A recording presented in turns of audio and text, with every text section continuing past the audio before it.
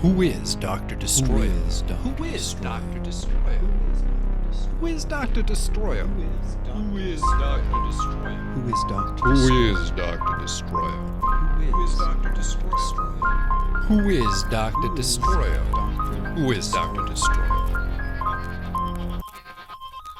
I am Dr. Destroyo.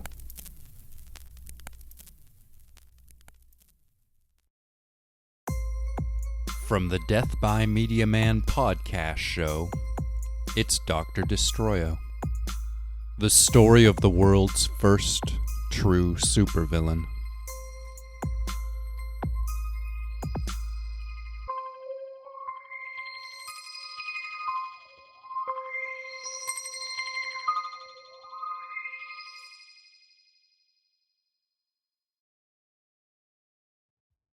Prologue.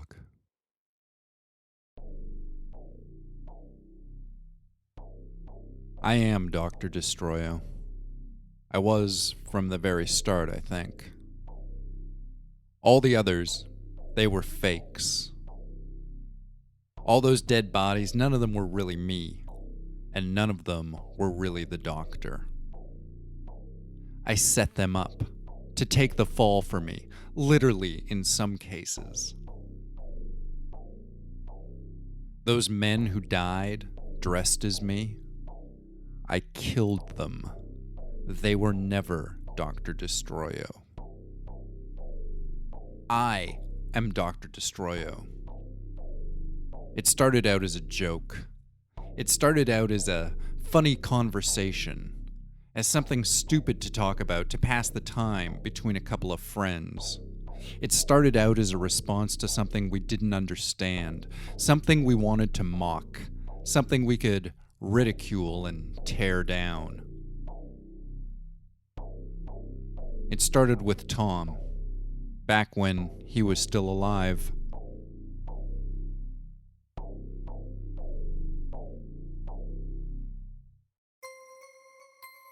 Part 1. The Doctor. Chapter 1. Tom and I were roommates, and had been for a couple of years. We were a couple of guys in our mid-20s who'd met while working in a coffee shop that we were both eventually fired from. I got done in for insubordination, talking back to the manager, who just happened to be the owner's son. And a week later, they took out Tom for coming in late. Well, for coming in late something like a dozen shifts in a row, but whatever. We stayed in touch and eventually wound up living together. You know how it is. You lose your place, somebody else loses a place, or you lose a roommate, or somebody else loses a roommate, and a few phone calls later, you and some buddy are splitting the rent on some dingy little basement suite in a house out at the ass end of the city. Tom and I shared a number of specific affinities for things like marijuana, televised stupidity, and not really doing a hell of a lot. Our apartment was a barren little hole, full of takeout containers, video games, and a scattering of sci-fi and conspiracy novels, both fiction and non. Our landlord was an old Polish guy who was the house's only other resident. So long as we slipped a rent check under the door by the 3rd of every month, we never saw any more of him than what could be made out through his front window. His huddled form on the couch, half asleep in front of a flickery TV every night from dusk until dawn. There was a kind of brutal simplicity to the old man's existence that I couldn't help but admire. But obviously it was also kind of sad. So there was me, and there was Tom.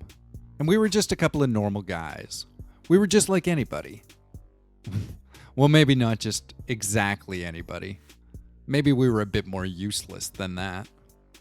Tom and I weren't really much for full-time jobs. As much as we could, we spent our days smoking weed and talking about crap we saw on the internet, or watching cartoons and playing video games. Every once in a while, from time to time, we'd drop a little LSD or maybe chew up some ecstasy, just for a laugh. But we rarely did anything social with our drugs. We were homebodies, shut-ins, dorks. We both tended to lose jobs as fast as we could get them, occasionally utilizing unemployment benefits when paychecks weren't available. What else can I tell you about myself? What else matters? Nothing really. That was the point. That was the point of me. I was the perfect anonymous being. I lived a sheltered little life. I had my little frivolities with which to occupy my time. And that was it. That was me. Like most people, I had parents somewhere out in the world. Grown-up people with grown-up lives who seemed to think as little of me as I thought of them. By the time I'd stopped asking them for money, they'd stopped asking for pretty much anything from me, and our relationship had settled into a nice groove of mutually assured animosity. Though even that sounds a little grimmer than it really was. As a family, I think we'd all just kind of forgotten about each other and moved on. So sure, I didn't do much, but let me ask you, how much money would it take for you to live out your dreams? $1 million? $1 billion? Would you need a rocket ship so you could fly up to the moon? Would you need a castle to live in once you were there? See, that's the thing. I could live out my dreams for nothing at all. Because I didn't have any dreams. Not real ones. I was more of the opinion of, if I can't grow up to be a superhuman, then what's the point of growing up at all? Yeah, when I was little, I thought you could grow up to save the world. I thought miracles of science happened to people every day. I thought the world was full of the potential for incredible things to transpire. But that was childhood. And once I learned that lightning and chemical spills don't really grant people amazing abilities, that there were no spaceships waiting in the sky, that my genes weren't really full of post-human possibilities, I became far less interested in joining up with the rest of the real world. I only really started to notice how much of a problem it was when I came to the end of high school and everybody started asking me what I wanted to do with my life. I knew what I wanted to do, but what I wanted to do was to not make a decision about what I wanted to do. Picking a choice, a direction, a future, it felt like giving up. Surrendering to mundanity. And besides, what was so wrong with my life that I had to go trying to improve it with a job or a career? Why wasn't I good enough already? Thoughts like that, combined with a growing affinity for marijuana that kicked in pretty hard at around the age of 18, had kept my life in a static haze. Then, before you know it, you're 25 and all your references suck. You've been fired from a bunch of jobs for being late, for having a bad attitude, and for more nebulous, obscure reasons nobody could ever quite put a finger on. You're looking back on coffee shops, internet cafes, grocery stores, a couple of months in a comic shop, a week to learn you'll never understand even the most rudimentary aspects of installing drywall, selling shoes, selling books, flipping burgers, washing dishes. And life goes on. You drift around. Sometimes you got friends, sometimes you're alone. Eventually you're spending all your time with your roommate because you're both too lazy to go out and you're both too broke to go out and neither one of you know anywhere to go anyway. So you hang out together and you get high and you talk about how none of that real life stuff really matters because all those other people, the ones with goals and jobs and checking and savings accounts, they've all got the wrong idea. Doing stuff? That's for suckers who want to lie to themselves about the inevitable futility of existence. And crap like that. So that was life. Tom and I, bouncing from one job to another, forever scrounging up just enough cash to buy just enough drugs to get just high enough to enjoy watching nothing on TV for hours on end. Reading dumb books and eating pizza by the slice. Engaging in the ontological deconstruction of pop culture. Conversations that started with sentences like, "Oh yeah? Well, let me tell you what that show is really all about." Our world was a dark place full of wisdom and cynicism, full of dark jokes and unwashed laundry and paper plates stained with greasy takeout foods. "What I really hate," I remember one of us saying, is when people tell you that you need to have goals. Fuck that bullshit. I've got better stuff to do with my time. Like nothing at all.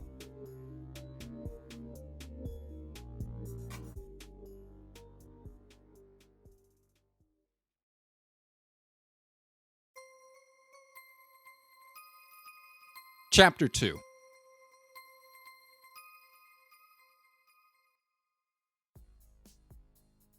Tom and I were pretty useless, it was true. But we lived in the world, in the really real world, like you do. And here in the real world, not everybody is useless. Some people are actually quite helpful. Hell, they like being helpful. They like to feel like they've got something to contribute. Me, personally, I love the idea of helping. I'm just not crazy about the actual doing stuff part of it. I mean, sure, if I had $1 million, I'd probably pay some of it to have a helpful person handle the hopeless. If I had the resources, I'd encourage good behavior through my means, if not through my deeds. If I had the money, I could pay somebody else to do all the nice things I could ever think of to help society. There's a lot of ways you can contribute, if you want. You can volunteer to wipe sad people's asses and noses, or teach blind dogs to lead deaf children across the street to buy milk. You can feed squirrels in the park, or you can feed homeless people in the park. You could leave change for people who want it and force change upon people who need it. Some people want to change the world. They want to wash dishes in soup kitchens or give out blankets to the cold and homeless. Some people want to make a difference and to try to make the world a better place. And then there was Mr. Scorpio. Mr. Scorpio was more than just some guy. He was a concept. He was a rogue idea that came to me one night on the news. He was a creature who appeared on the television screen late one evening and then continued to plague my mind thereafter, which I guess made him a truly viral concept. The man, the myth, the meme. A legend come to life. Basically, Mr. Scorpio was a guy. Some dork, some moron, some yahoo who went out at night in a costume so that he could fight crime. Yeah. Mr. Scorpio was what the media was referring to as a real-life superhero. He was a guy who had been inspired by comic books and movies to invent a superhero identity and costume and to go out fighting crime. It sounded crazy, but the really crazy thing was that he seemed almost sort of sane.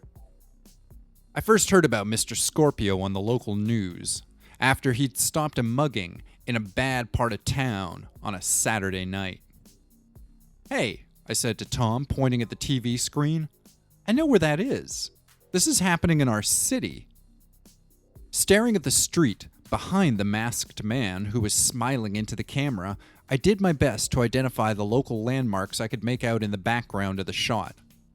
That's just around Hastings and Clark, right? Which means we're maybe a 30-minute walk from some costumed crime fighter's patrol route.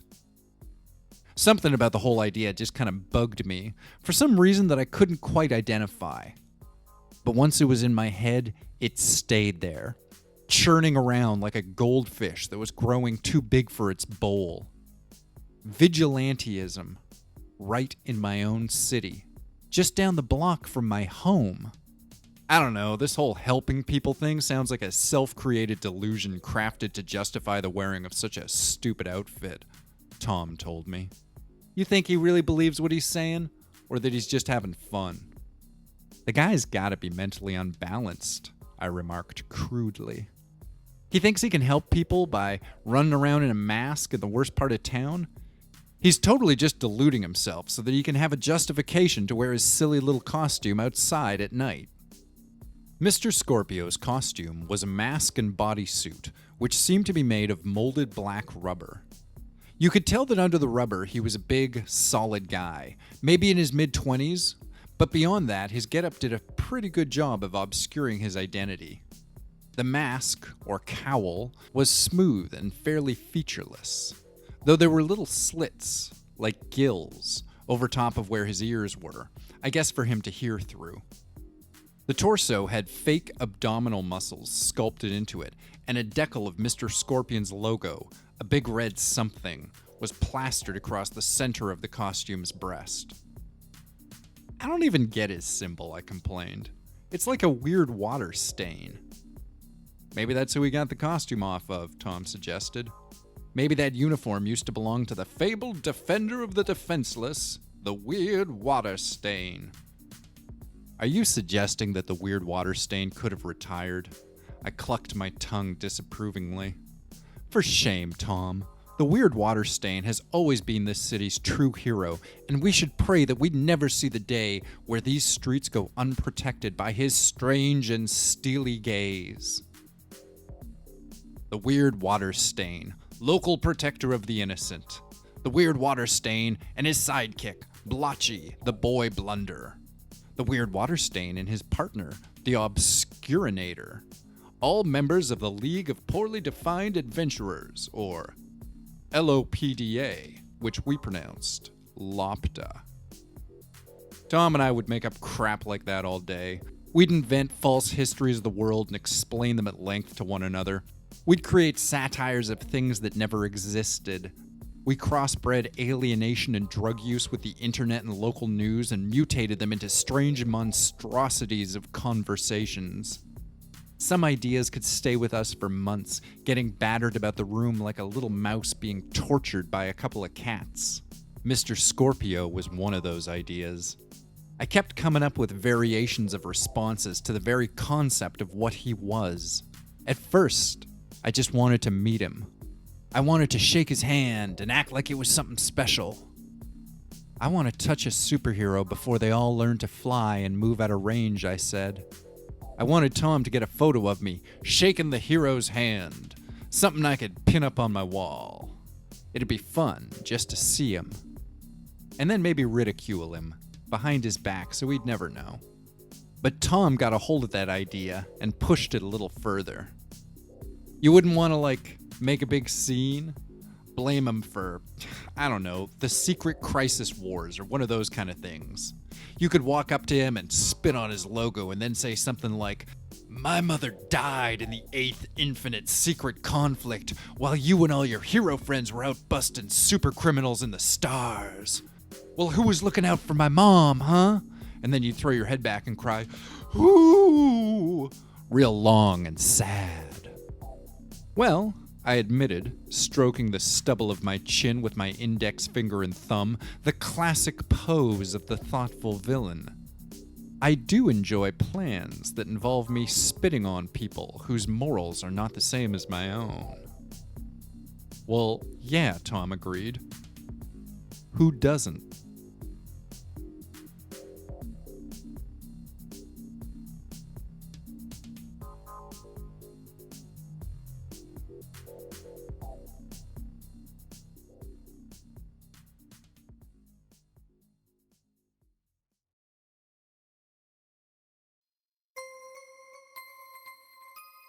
Chapter 3.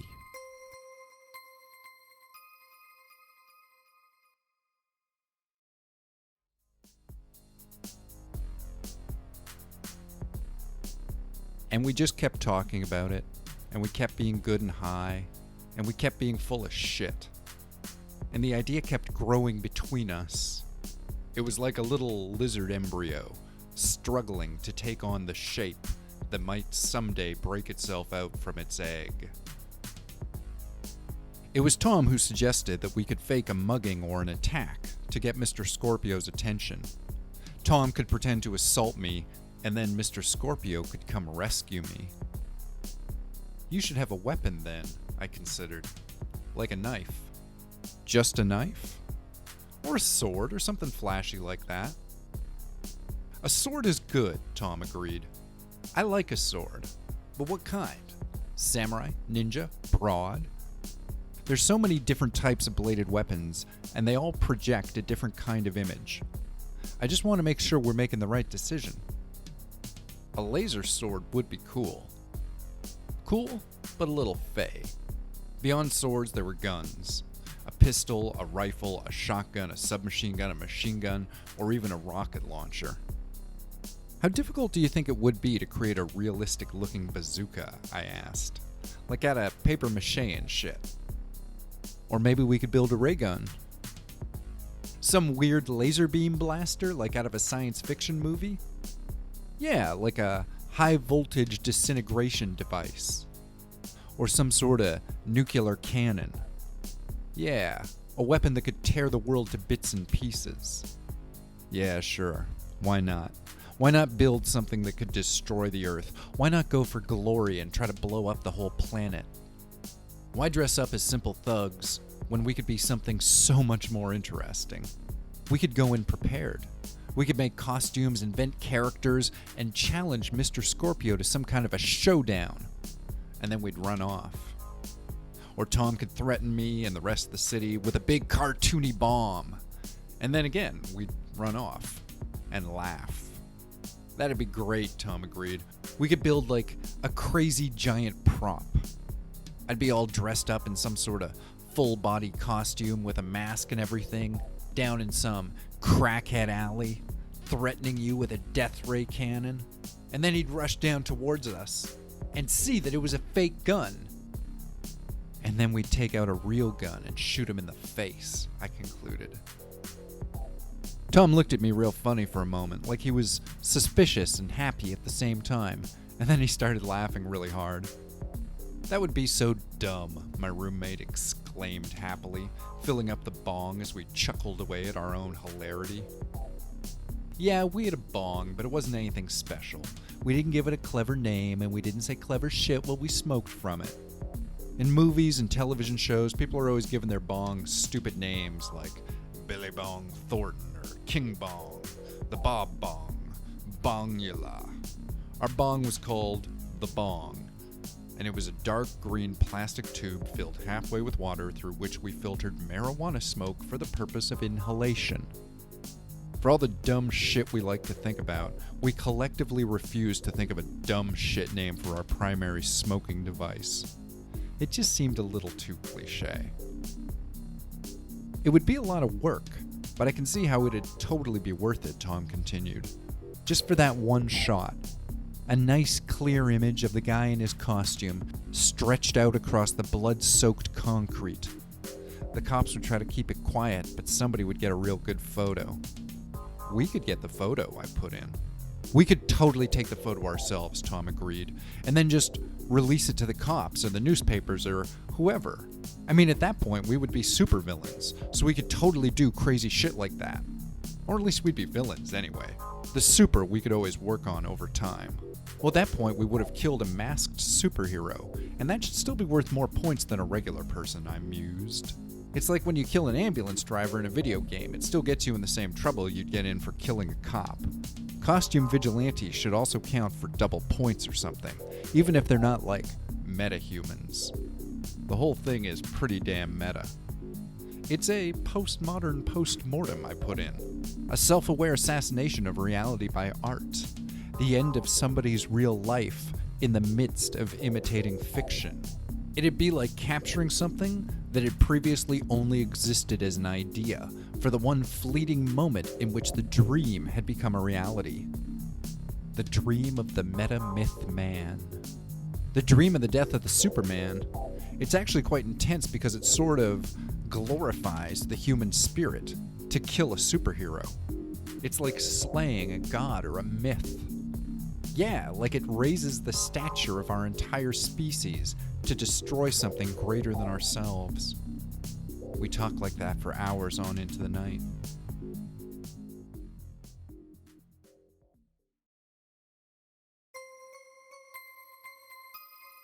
Chapter 4.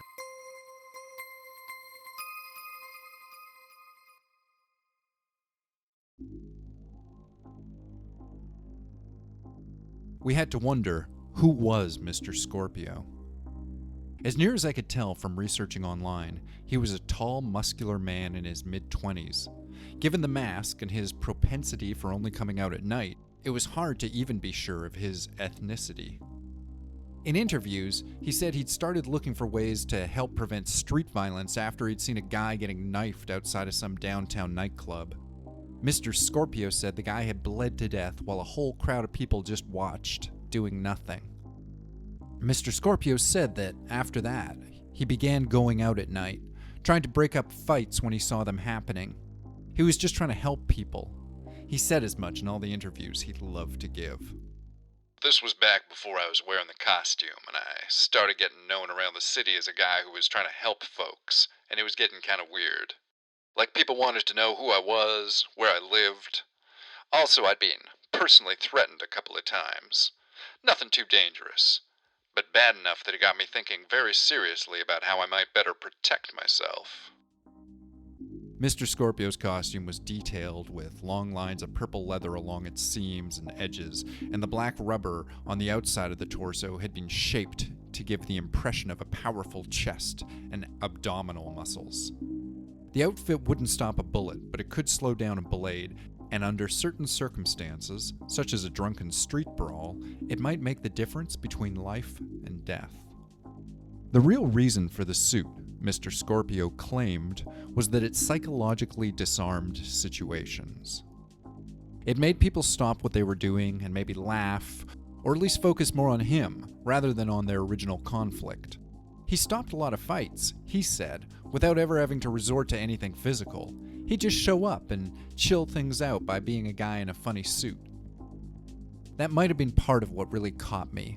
His assertion that he wasn't wearing the mask just to protect his identity. He was doing it because it aided him with what he really wanted to do, which was stopping people from hurting each other.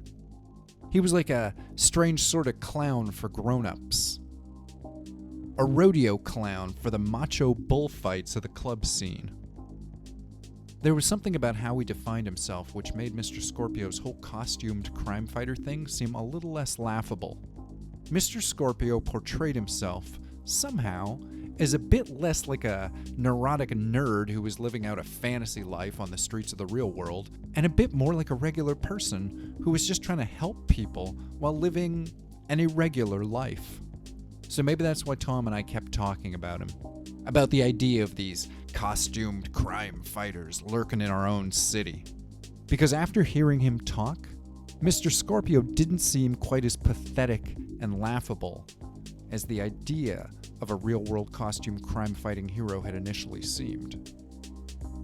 There's a part of me that really digs it, I have to admit, I said. I mean, I don't know that I support it, but I'm fucking fascinated by it all. Of course you are, Tom exhaled through a cloud of smoke. The guy's a living artistic statement in motion. He's trans-meta, which is to say midway in his transformation into something greater and larger than himself. He's a pre-op super vestite.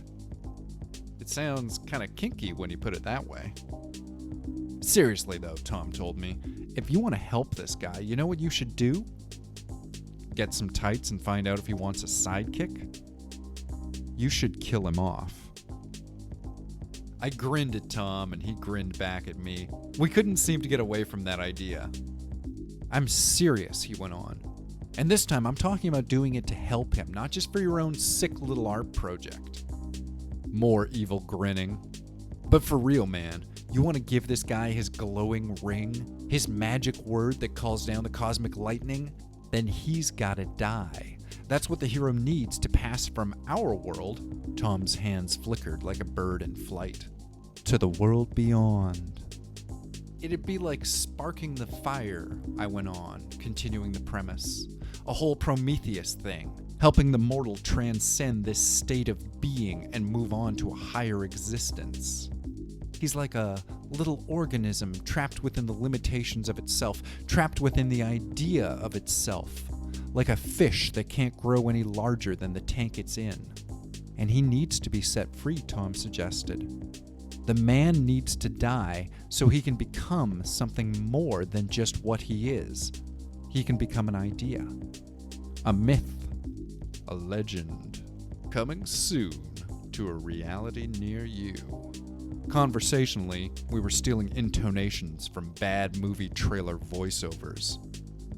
In a world without hope, In a city without pity, one man has the courage to be the hero of a generation. The kind of simple-minded pap used to sell cheap popcorn, watered-down soda, and other forms of overpriced junk food. Besides, I added, you couldn't just kill his parents or his homeworld. This guy's an adult. He needs the sort of super origin you give an adult. Toxic chemicals, giant explosions. Like you said, the death experience. Something a normal man couldn't come back from. You got it. We start out with... Tom lowered his voice even more dramatically. An event which would have killed an ordinary man instead turned this guy into something more than human. And then we build from there.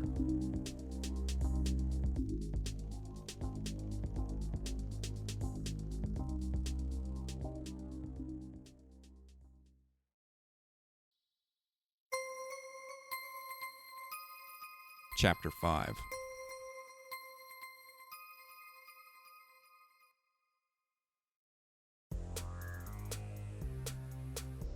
I came home one day to find a supervillain on the couch. Well, it wasn't a supervillain exactly. It was the shadow of a supervillain, a foreshadow. It was the echo of a voice that had yet to speak. It wasn't the toy, but it was the box which the toy came in, and that was almost just as exciting. What the hell are you wearing? I had to ask. Check me out, said Tom. I'm an evil mastermind. And maybe, for just a moment there, he was. He was the start of it anyway. The genesis. There have been a few different masks attributed to Dr. Destroyo, specifically the various versions which were pulled from the corpses which had been passed off as dead doctors. The masks are known to have evolved a bit over time, but the one on Tom was the original. It was the prototype from which all others took their inspiration. The mask was really just a plain, dark green hood. It clung to the sides of Tom's skull, and the front hung down to about 2 inches below his chin. There were no visible holes for him to see through, though the clarity of Tom's voice implied a porous quality to the cloth. Tom pulled it off his head to reveal, it's like a thin ski mask with the hood sewn over top. The ski mask keeps it close to your face while still giving the hood the mobility it requires to look all cool and shifty. Cool and shifty is for sure how it looks, I agreed, taking the cloth off his hands. Where'd you find it? In an alley on the way home. And you had this on your face? I asked, eyeing the disguise with all new suspicions. I put it through the wash first, but you gotta admit it's not bad, right? I slipped the mask on, unceremoniously, and it fit nice and snug. I could see and breathe through it pretty easily. After I'd had it on for a couple of moments, I could feel my breath moistening the mouth of the mask. I was thinking, Tom said, that the hook would be that you just wear it with like a plain suit, sort of cheap and anonymous looking. That's exactly how I describe myself, I exclaimed happily from under the hood. That might have been what gave me the idea, Tom reflected, before he retreated off into his room to change into some cheap, anonymous-looking clothes.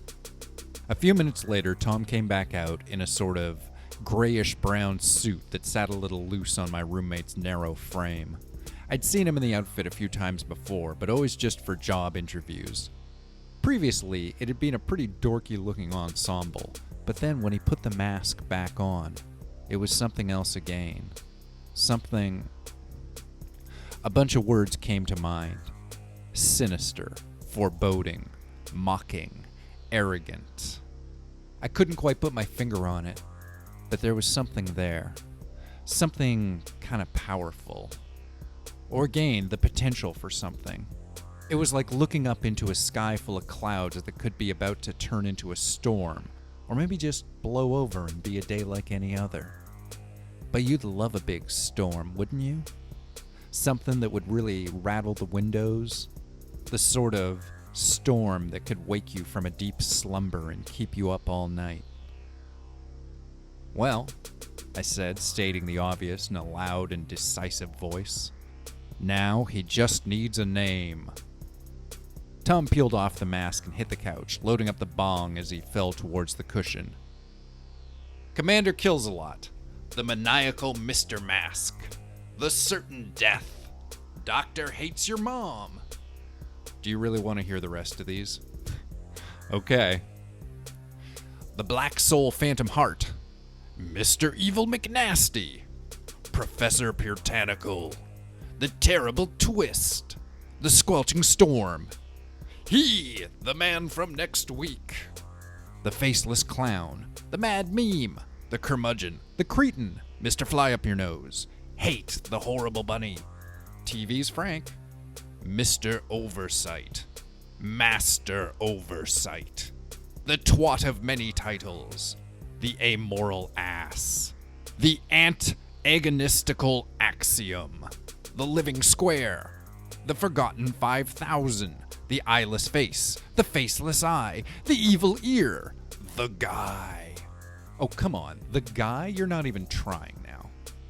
The Linguini with Mushrooms, Professor Platitude, the Stabbing Knife, the Laughter, the Crier, the Butcher, the Baker, the Cunt Stick Maker, Dr. Duck, Ghostbot 6000, the Jerkstar Phantom, the Ashtray, Filthmonger, the Molestinator, the Junk, the Groper, Captain Colossal Waste of Time, the Fifth Fingertip, the Tomorrow Threat, Mr. Shitmouth. We hashed it out for hours and then got bored and watched TV for the rest of the night, while still tossing about a series of names which were all too terrible to even remember.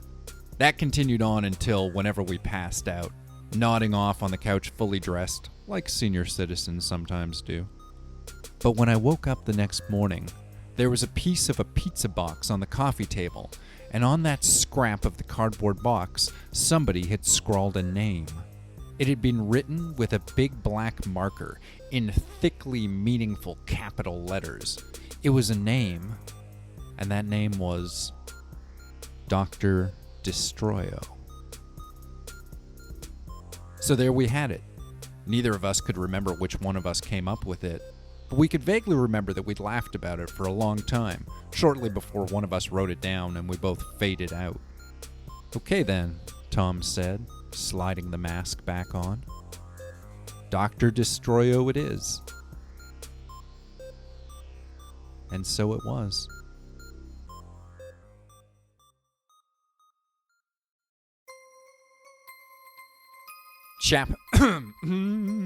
Chapter 6.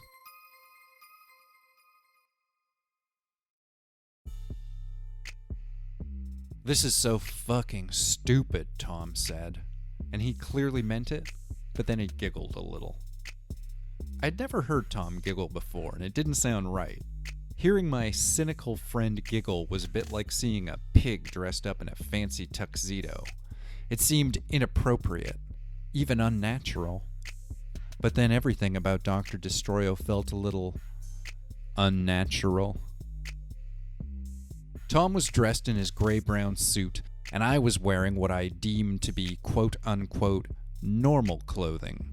Blue jeans and a black long-sleeve t-shirt. I was trying to look like nobody, like any idiot on the street, which wasn't that far off from the truth. You don't want to look like you're supposed to be anybody, Tom had suggested. Or rather, you want to look like you could be anybody. And when we're done, we should probably throw the clothes away just to be safe. Except the mask, I'd mentioned. I haven't decided yet about the mask, Tom said hesitantly, tapping the toe of one shoe on the street side as we waited for a light to change. We were down on the east side of the city. It was a little after 2 a.m., and things were looking shifty, though not fully into crime on the streets territory. Out on the main drag, there were lots of crackheads and junkies milling about, and the roadways were full of fast-moving taxicabs and slow-moving cop cars, with a handful of late-night buses rumbling noisily past vacant bus stops. A couple of blocks off the main strip, though, and things got a lot quieter quite quickly. A few loners drifted around, mostly with hoods up and heads down. There were a few old men pushing a few old shopping carts. Those guys used to be called winos or hobos or bums. Now they're panhandlers or addicts or bums. They've always been bums. There were prostitutes too, or sex workers or whores or whatever you want to use for the plethora of terms for the same profession. There were small clusters of them feathering past intersections, eyeing every passing vehicle, cabs and cops included, waving in a friendly fashion at everybody, except the buses. They wore miniskirts, tube tops, vests, high heels, and all with a lot of flesh on display. It looked a little sleazy from a distance off, but up close it was a nightmare of aged faces with creases gouged into them by abuse, neglect, and other forms of street life. Makeup caked like plaster filler over top of drywall holes. Unkempt wigs struggling off of scalps and down backs. At first, Tom and I were ready to make some glib remarks, but that died off pretty quick. There was nothing funny about any of it. If anything, it all served to remind us why we were there in the first place. This was the part of town somebody wanted to turn into a panel from a comic book. These were the streets that were going to see superheroic action based around colorful characters with silly suits. These sad little lives were about to be overshadowed by some make-believe meta-men. Local lives which had been otherwise abandoned by a political system which would rather spend tax dollars on a fancy new sports stadium. It's such bullshit, I complained. You ever notice that every decision about this neighborhood is made by men and women who live way across town? They don't even commute through this area, but then once a year they come down here and freak out about the state of social decay. And then they tell the cops to start hassling more street people, as though that's going to actually solve anything. They're not going to spend money on this part of town, Tom reminded me. There's no gain to it. It's a lost cause. The best you could hope for from an urban renewal standpoint would be for maybe some big business group to buy it all up, bulldoze it down, and then grow some heavily guarded apartment complexes over the ruins. And if that happens, the people who run this city will throw a fucking party, while the homeless all go find a bridge to scurry under. Maybe Mr. Scorpio has some ideas about what we could do to help the impoverished in our community, I suggested dryly. I would say that he certainly already has injected something of a voice into the conversation on this topic, Tom said with a grim smile, one hand gripping the mask. He's given us all an anonymous force of potential violence to strive to emulate. I don't know what we were doing there, out on the streets, out in the real world. I was so much more comfortable being back on the couch making clever comments about all the lives I could watch through the cable connection that ran through the wall. But there we were. It was just going to be a simple midnight stroll, a chance for a couple of stoners to clear their heads and maybe grab some pizza. But there we were, deep to the east, wandering the streets like a couple of, I don't know, thugs, idiots, dorks. It was late and dark, and we were in a bad part of town, looking for a masked man to hassle.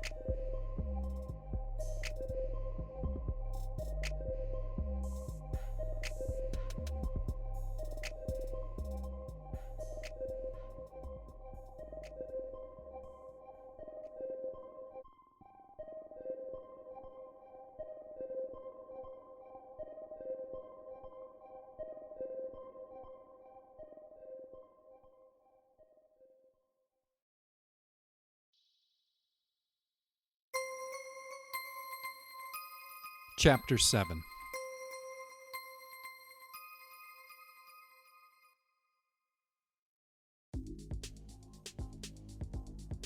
So, it was a little after 2 a.m., and we were basically alone in a quiet part of the city, walking along the empty blocks that filled the space between a couple of the shittiest bars in town.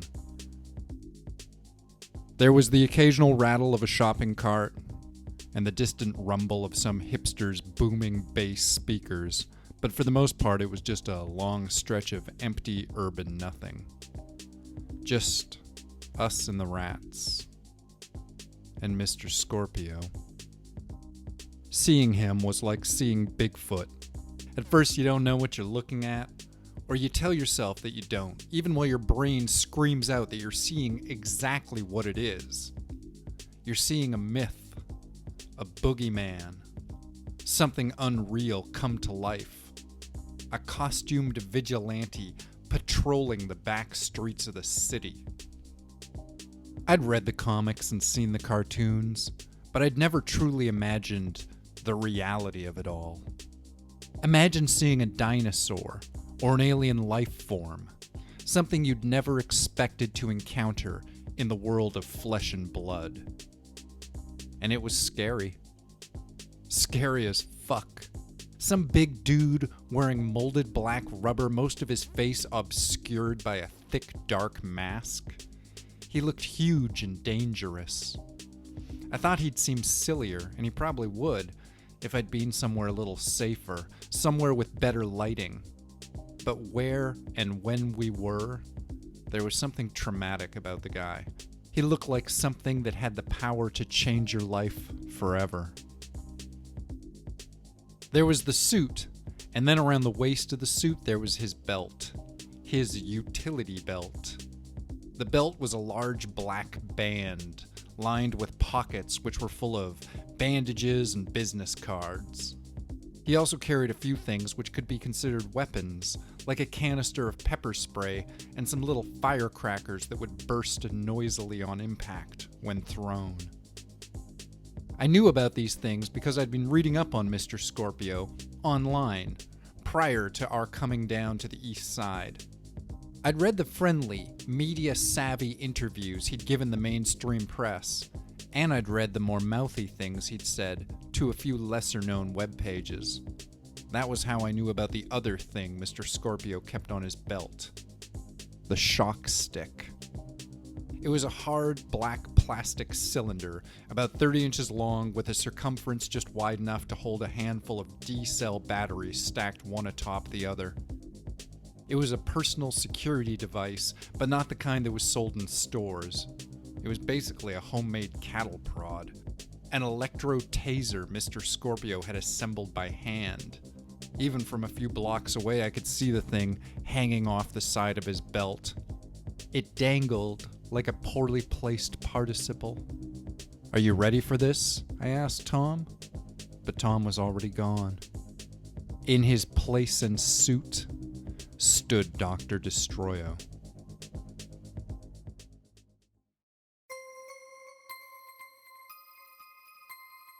Chapter 8.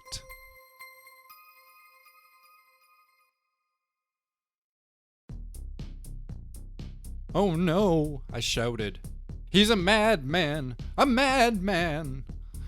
Tom put back his head and let out a horrible cackle of laughter.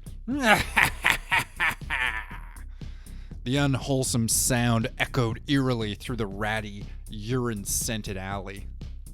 We stood deep in the darkest part of a brick-walled back street where the street lamps' glow faded into pools of yellow-pink shadow.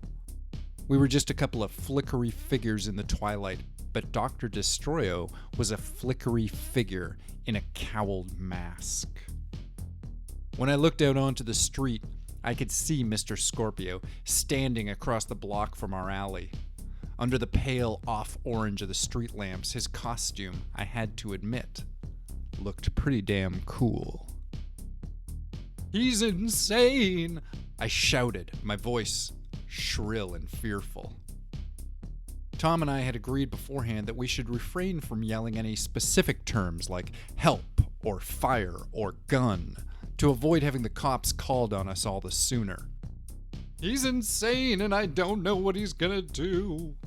I tried to prepare some better lines in my head, but in the moment itself I'd gone all sweaty and nervous, and I was just bleeding out whatever came to mind the quickest. "He's a madman!" Across the block, I saw Mr. Scorpio's head go up as he heard my cries. As soon as he realized what he was hearing, he jogged across the street and into the mouth of our alley. "Hello?" he called out to us. "My name is Mr. Scorpio, and you've got nothing to be afraid of." He had a strong voice, deep and confident, though it was obviously a bit of a put-on. I doubted that it was the same voice he used to talk to his mom on the phone or when ordering takeout. "Is everything okay down there?" "No," I shouted back. "He's got a device. I think he's going to destroy the city, or its water supply or something." I was starting to giggle nervously, right around the edges of my sentences. It was kind of a tittering sound, an embarrassingly high-pitched snicker that was sneaking out of my control. Somebody needs to do something. As the hero approached, Dr. Destroyo struck up a dramatic pose, setting his legs apart in a bold A-frame, with his hands on his hips and his chin jutting up towards the sky. Then he remembered the prop he'd brought, and he broke that out as well. And then the hero was right in front of us. He was maybe 10 feet away, eyeing us both warily, surveying the situation even. "Everybody okay?" Mr. Scorpio asked again. "He's Dr. Destroyo," I explained embarrassedly, indicating Dr. Destroyo with the point of a thumb. "And I think he's going to destroy the world or something." "Mwahahaha," Dr. Destroyo chortled malevolently, motioning in the air with the bomb we'd brought along. The bomb was a large matte black sphere, about 11 inches in diameter. At the top there was a little red cap with a short fuse, and along the side of the bomb was written a single word in large white letters. "Bomb," it said. We'd literally made it out of garbage we'd found in an alley. It was actually a volleyball covered in house paint, topped with the tip of a broken hookah. There was a long, quiet moment as the three of us stared at each other. "What the fuck is this?" Mr. Scorpio asked, looking at Dr. Destroyo with, I guess you could say, irritated disgust. Mr. Scorpio's voice had suddenly gone from respectfully cordial to something else. I don't think he was sure if we were mocking him, threatening him, or both. But whatever we were up to, he clearly didn't dig it. "I'm Dr. Destroyo, shithead," Tom growled. But he wasn't Tom anymore, not with the mask on. He was Dr. Destroyo, just like he'd said.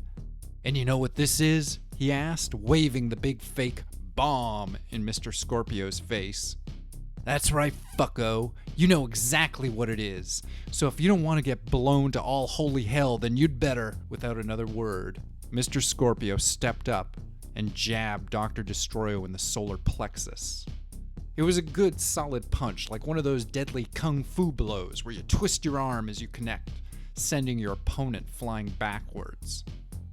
Dr. Destroyo exhaled all the air from his lungs in a mighty wheeze as the bomb slipped out of his hand, and the bomb and the man struck the dirty roadway almost simultaneously. "You bring a fucking bomb into this neighborhood?" Mr. Scorpio shouted angrily, and then he kicked one of his big black boots into the stomach of the doctor. Dr. Destroyo curled into a little ball on the ground. I heard him moan. "In this city?" Mr. Scorpio asked angrily, and then he kicked Dr. Destroyo again, this time higher up in the chest. Dr. Destroyo coughed and groaned. I'm pretty sure he was spitting up blood under his mask.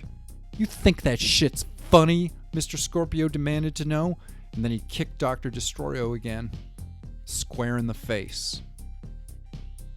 And Dr. Destroyo's head went snapping back, and I heard a sound. I heard Tom's neck crack, just like that.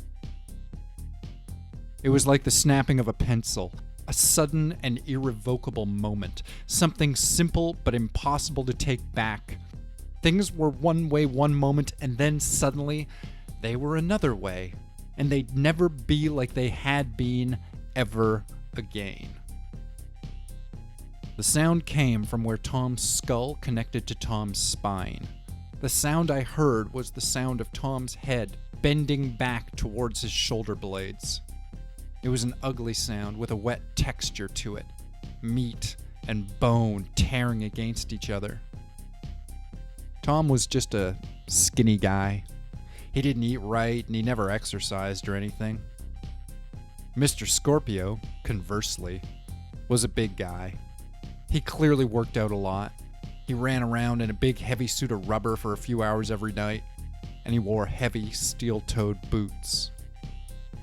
And so, Mr. Scorpio snapped Tom's neck with a kick to the head. And that was that.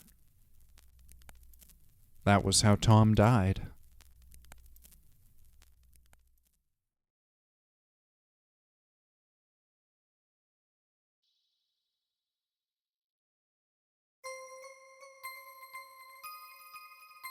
Chapter 9.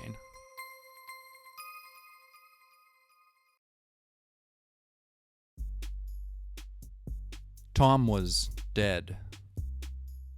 Well, he wasn't dead, but he was dying. He was certainly dying more than he was living. His neck was broken, but he was still breathing and moving slightly. But Tom wasn't just dying in that way that we're all dying, like the slow death of our cells and our souls. Tom was dying immediately, right before my eyes. He'd gone somewhere he couldn't come back from. He was still there in the alley with me, but only slightly. And soon he wouldn't be anywhere at all. Under the mask of Dr. Destroyo, Tom was convulsing blood out through his nose and mouth. As his spine buckled with his seizures of pain, his hands lunged out and clawed at the alley floor, clawing so hard Tom's nails cracked and peeled back off his fingers. He couldn't feel it. He couldn't feel anything. His body was just an autonomic system of shocks and spasms. "Oh my God," I said quietly. I couldn't stop looking at the grotesque angle to which Tom's head was bent back. The mask of Dr. Destroyo looked like a deformed sock puppet, half off the arm. A cold sense of shock wrapped itself around my brain. Everything else just sort of melted away, and inside I went all numb. Numb and dead and cold. Dead like Tom. Cold like a supervillain's heart. I turned to Mr. Scorpio. "You fucking killed him," I shouted angrily, like I'd been betrayed or somehow cheated. I had been cheated. I'd been cheated out of a friendship. Cheated out of a fun game we'd been playing. Because of this asshole. "You fucking killed Dr. Destroyo." I knew he was Tom under the mask, but that wasn't where my mind was right then. Looking back, I'd say maybe it was easier to deal with the doctor being dead rather than my roommate. Or maybe it was the mask that made me feel like it was the doctor who died and not somebody real. Or maybe something had been kicked loose inside my head when Tom had taken that boot to the skull, and now some of my mental wiring was misfiring. Hell, maybe the world had always been like this, and so had I, and we just didn't know it until push came to shove.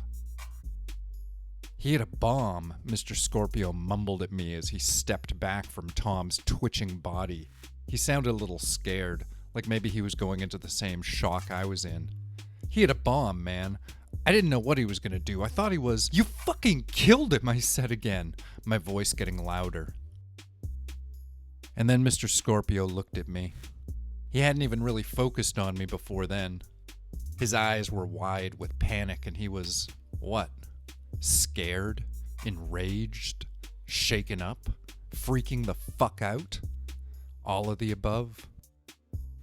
He was going through something heavy. Of that I was pretty much certain. I could see it on his face, even through the mask. He knew what he'd done. He knew exactly what had happened. He just unintentionally killed a man. Sure, maybe he might have just stopped a costumed villain who was threatening his city with a bomb. But he'd also just broken some idiot's neck. The full scope of the situation, the tragedy, the consequences, the meta-contextual irony. None of it appeared to be lost on Mr. Scorpio. I didn't mean to kill him, Mr. Scorpio said to me, his voice filling up with panic. Like fuck you didn't, I snapped angrily at Tom's assailant. You fucking kicked him to death. It was an accident.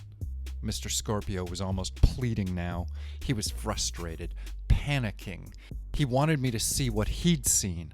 He had a bomb. Everything felt achingly real, like when you cut yourself falling down on the pavement on a really cold day. Like 20 degrees minus 0 Celsius, and you just skinned your palms on the sidewalk. That's what it felt like. Cold, harsh reality bleeding in, or bleeding out, as you watch the red fluid rising from the holes in your body in a thin mist of steam. This was something that couldn't stop being real. We were there. It was all happening. I looked up from Tom and saw the moon, a thin slice of silver in the sky directly overhead. I could see the moon high above the alley through the dark lines of thick black electrical cords that ran like giant spider webs between telephone poles and transistor boxes. We were living the dream. We were down a dark alley, a dead body at our feet. Costumes, bombs, men on the edge of society, on the edge of sanity, men past the edge and still going. But when I looked at Mr. Scorpio, the cold deadness inside me turned into a white, hot rage. Numbness surrendered to anger, a sort of slow, agonizing fury that started in my hypothalamus and spread down to my heart. This stupid guy in his stupid costume. He killed my friend. He was playing dress-up crime fighter, and he killed my friend. He'd killed the doctor, the world's first real supervillain, before he'd even had a chance to be really real. My roommate, my buddy, the scourge of the city. Was it Tom or Dr. Destroyo on the ground? My brain couldn't keep it straight. And this other guy, he thought he was a hero? He was a murderer. Just a murderer in a stupid mask. I jabbed a finger at Mr. Scorpio's protected chest. You fucking killed him. You fucking killed him. Mr. Scorpio pulled away from me and drew out his shock rod. 2.5 feet of a slim plastic tube with a couple of little metal nubs on one end. There was a trigger in the handle, and when he thumbed the trigger, a little lick of blue lightning crackled between the metal nubs. My heart was a cataclysm of a drum solo. There was a cold sweat down my back and what felt like fire in my veins. Everything felt like fiction, like falling backwards into deep water forever. I could see the spark of electricity in his weapon, and I could see the panic in his eyes. And then Mr. Scorpio swung at me with his stick, and I went sprawling backwards. I slipped on something as I went. Tom's body, Dr. Destroyo's body under my feet. Tom twitched a bit more, still slowly running out the last bits of agony he had inside himself. I slipped on Tom and fell backwards onto the ground. Mr. Scorpio lunged at me, waving his shock rod through the space I'd filled, his legs tangling with mine as I fell. This was not the poetry of the superhero fist fight. This was a couple of kids in a schoolyard tripping over each other in an attempt to battle. We were nothing more than two fools, and we were falling forever. Mr. Scorpio hit the ground beside me and let out a scream. His shock rod clattered out of his hand. And for just a moment, we all lay there, the three of us. We just lay out in the alley and looked up at the stars. Then I pulled myself up and I got a bit of an idea as to what had happened. Mr. Scorpio had landed on his own weapon, and the shock had sent him into, well, shock. It had left him curled up on the ground, lying next to Tom like they were a couple of sleeping babes ready to be tucked in for the night. Then Mr. Scorpio let out a weak groan that sounded like pain and confusion. I've never been hit with a strong dose of electricity, but I understand it's quite a painful, confusing experience. And then I was standing over him. I was standing over Mr. Scorpio, there, in the alley, and things were starting to look a little strange to me. It was like everything in the distance was a blurred watercolor painting that somebody had left out in the rain, but everything close up was in super sharp focus, hyper 3D.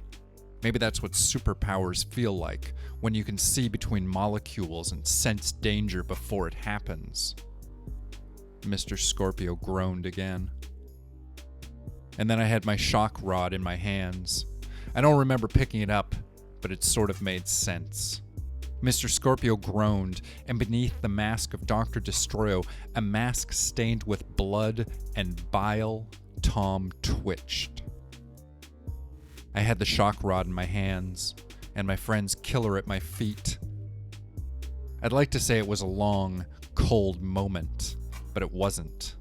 It was a sudden thing, like a rush of impulses and adrenaline. It wasn't like firing a gun. It wasn't like pulling a trigger and making something happen somewhere far away. It was a decisive and personal act. It was emotion which had to be carried all the way through by me, by my body, by my hands. This was involvement. This was a decision and a physical manifestation of that decision. I jammed the metal nubs of the shock rod into Mr. Scorpio's mouth. His eyes opened, and he looked up at me. Like lovers, we locked eyes, and then I depressed the trigger, and then I leaned down onto the stick with all my weight. I pushed down and felt the shock rod puncturing through the man's throat. How many volts went through him? All of them, I guess. And I just stood there. I stood over top of him, and I held the button down, and I pressed the stick towards the back of his head as it burned its way out through the inside of him. Mr. Scorpio tried to scream, but his mouth was full of cheap plastic and battery-powered electric death. The air was full of the smell of burnt hair and blood, and Mr. Scorpio's eyes were poaching in their sockets.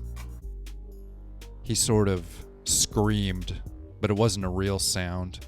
It was more like a smoldering gurgle. It was like he wasn't really there. Maybe I wasn't either. Maybe it was all just a pantomime or a fictional tale. Maybe it was a lie or an illusion, a faded hologram of murders in the night. But it wasn't. He was there. I was there. Tom was there, at least slightly. And I was killing a man. Eventually, I felt the shock rod go dead. At first, the handle was humming in my hands, and then the juice ran out and everything slowed to a stop. Mr. Scorpio had stopped. No, it was more than that. Mr. Scorpio was dead. Tom, somehow, was still alive. He was still moving, but just barely. He was convulsing feebly. He still had the mask on. Dr. Destroyo's mask. So I sat there on the alley floor with my best friend and the man who killed him. I sat there and I watched Tom die. It took another 2 minutes. 2 minutes of fingers trying to scrape their way through solid concrete. About 120 seconds of blood trickling out through his nose and mouth. Of Tom barely moving. And then he stopped moving. And then he was dead. They were both dead. They were both dead, and I was all alone in the alley. And it was time to go home.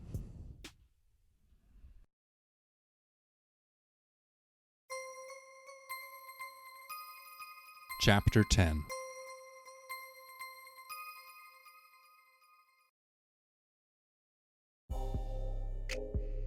Once I was home, I stripped off all my clothes and I put them in a garbage bag.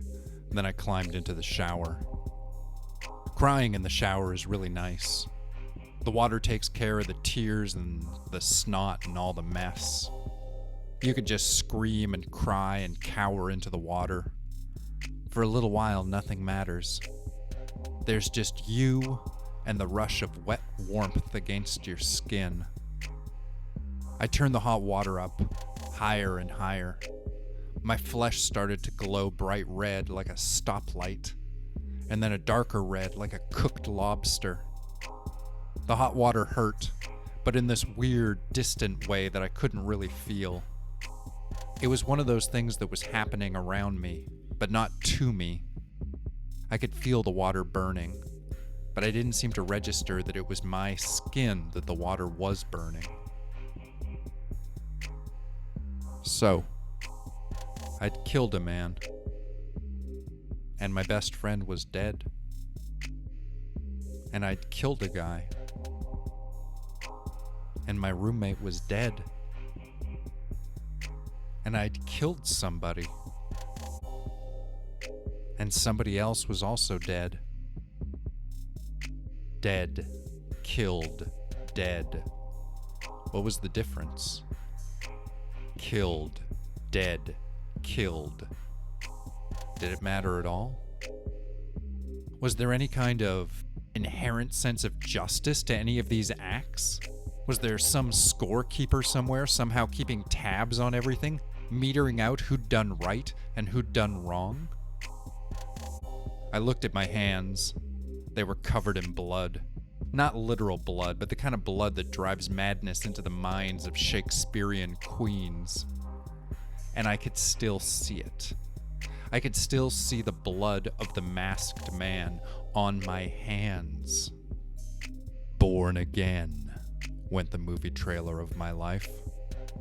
Baptized in blood. Hero blood. Vigilante blood. The blood of the streets. Hero blood. Vigilante blood. The blood of the streets. I wasn't supposed to be a killer. That's not who or what I was. I was supposed to be funny and lame, not dangerous. I was a slacker, a loser. I was just a joker, not something grandiose and awful. I was too lazy and useless to be a real threat to anybody. I was too nice, too easygoing. I had a comfy couch and half-hearted dreams. I wasn't the sort of person who'd murder somebody. It wasn't in my makeup, my profile, my character class. It wasn't me. Eventually, some small part of my brain suggested really quietly that I'd been in the water long enough, the nerves of my skin sending me vague messages of discomfort which I could almost feel. I turned the water off and walked out of the shower, dripping everywhere without really thinking about anything. I wrapped a towel around my body and walked into the kitchen where the microwave's clock told me that I'd been under the water for over an hour. This is shock, I said aloud to myself, trying to gain power over my mental state by acknowledging it. I am in shock. You can't feel numb, you know that? Because numb is not feeling anything at all.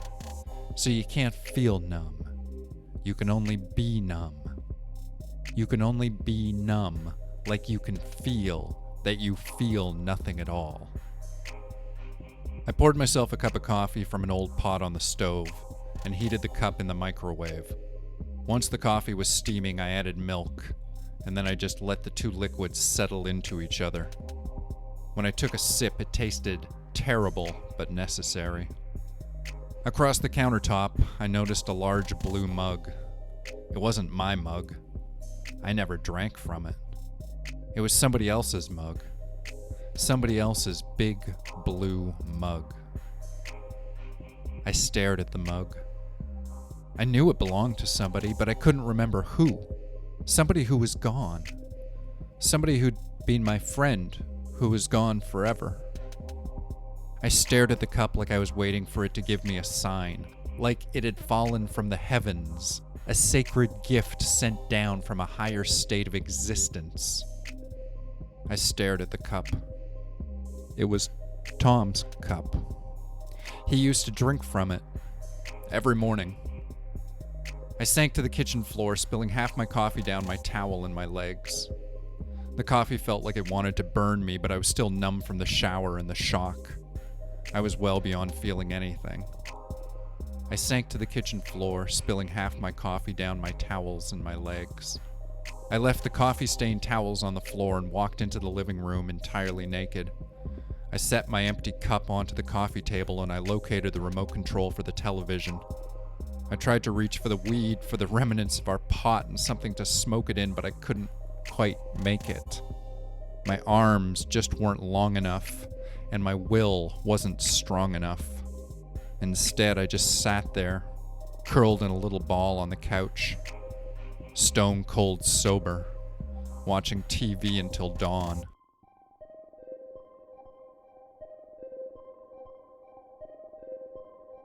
I finally fell asleep just as the sun began to rise.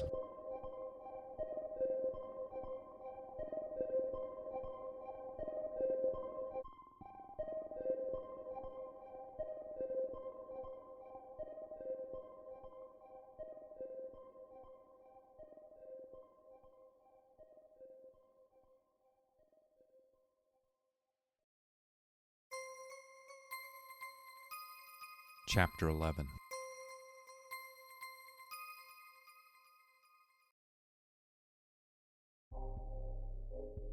Yeah, I slept. Sort of. I had nightmares I couldn't really remember. They were just shapes and sensations. I was being chased or devoured. I was swept up by something immense, something infinitely large and impossibly awful. I woke up all knotted and twitchy on the couch. That's how my grandmother used to sleep when she got too old to go up and down the stairs to her bed every night. She'd curl up like a frail little bird and sleep sitting on her couch in front of the TV.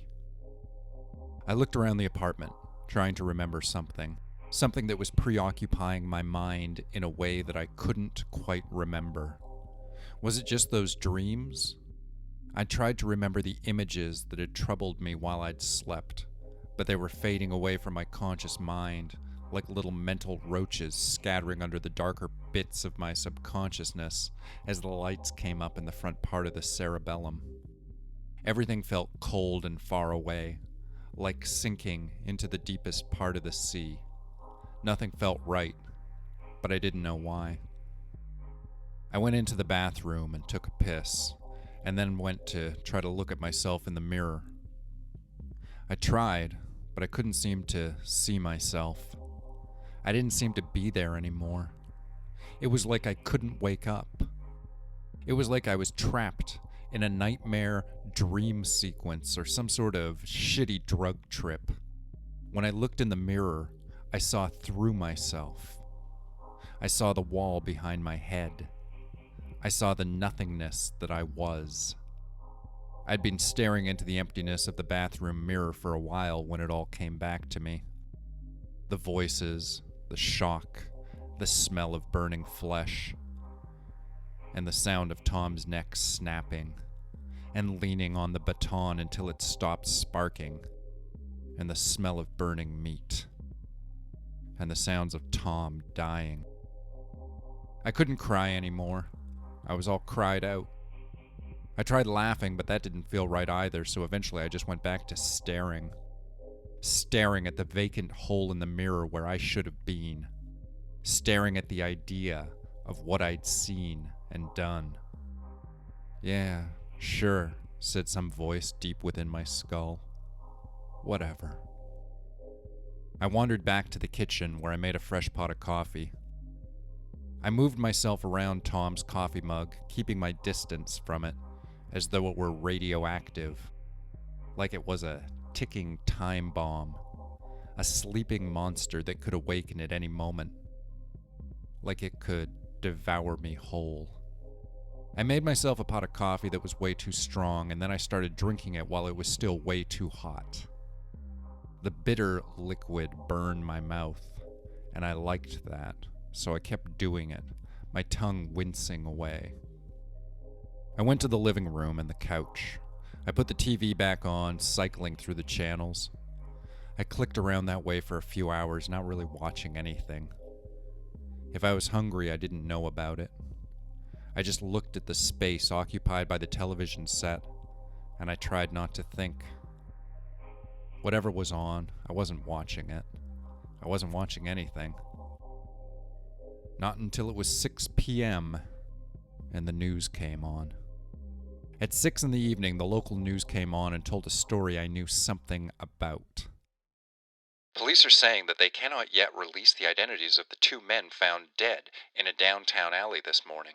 What is known is that one of the bodies was dressed in the costume of the local real-life crime fighter, Mr. Scorpio. We'll have more on this very bizarre story as it develops. The newscaster was a young woman with light blue eyeshadow. She seemed impartial but friendly, and her friendliness made her sound almost sympathetic to me. Or maybe she was mocking me. I began to suspect that she could see through the screen to the pathetic display of me on my couch.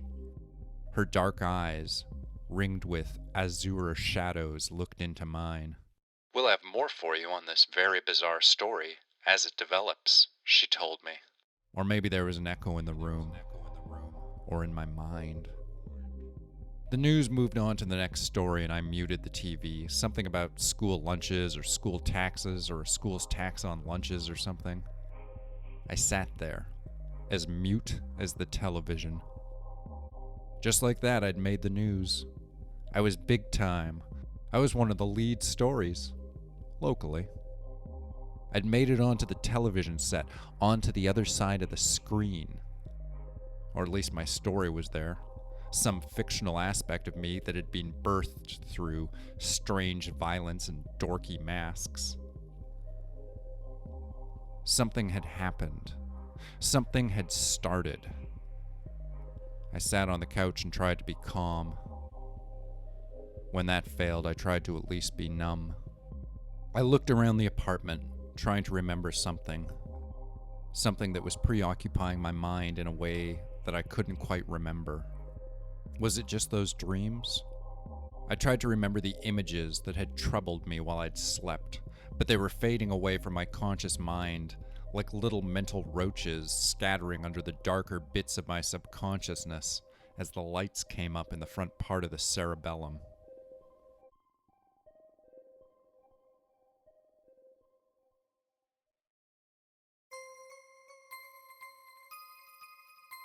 Chapter 12.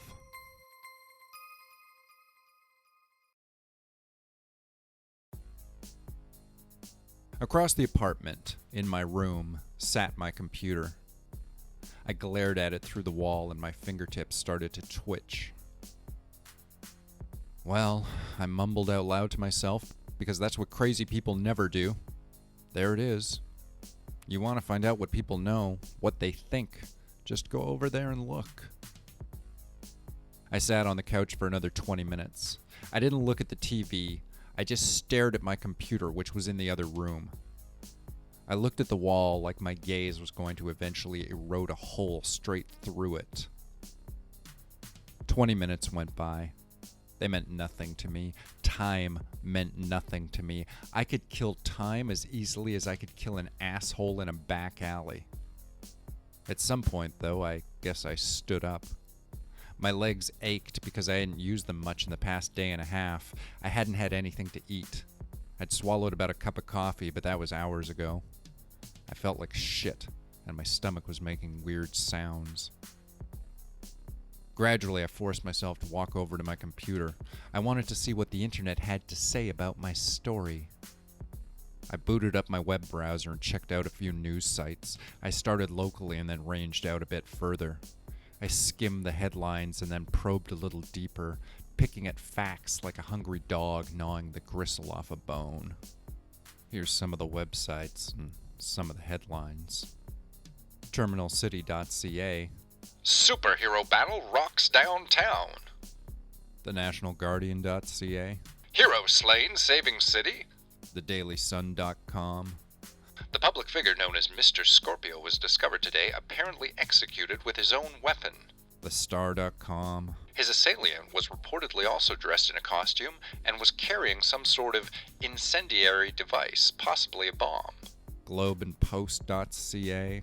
A spokesman for the police has suggested that mental illness may have played a role in the homicides. They didn't know who I was, but I knew that was me they were writing about.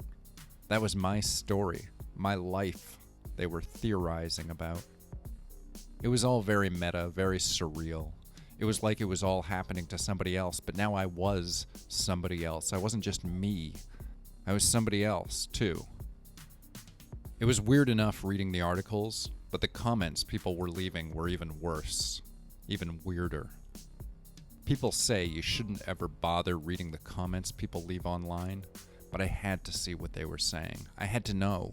It was like an itch under my skin that I had to dig out.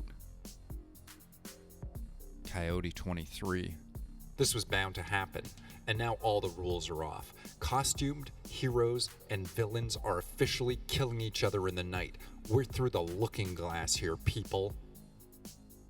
Username Dark Knight 666.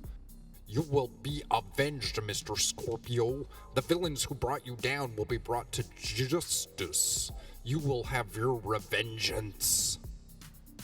Username AmyX. So wait, but he's not really dead, right? Because superheroes don't die. They just go away for a few months and then come back with another costume, right? Username StormCloud99. Fake. This is all fake. Can't you idiots see that? Dead bodies, superheroes. This is just the cops trying to cover up one more murder they can't solve because this city has fallen to shit and nobody can do anything about it. Username Wuzzy Weasel. I don't get it. What are they trying to sell us? Like, this is just a big media stunt for something, right? Is it a movie? Is it coming out soon? Who's in it? When do we know what we can buy? Username YouNuNu. This is how the apocalypse starts, okay? This is part 1, and in part 2, there's going to be bodies on fire falling from the sky. People are going to be dying, and it's not going to be funny. It's going to be all out of our control. It's going to be chaos, and it's going to be like a living hell. You won't know who will be next. None of us will. The president will lose control. The police will lose control. Things are going to slide in all directions. We're overturning the order of the soul here. People, get ready for it because it's coming and the future will be murder. Username eatmyass.com. This is so A+ awesome.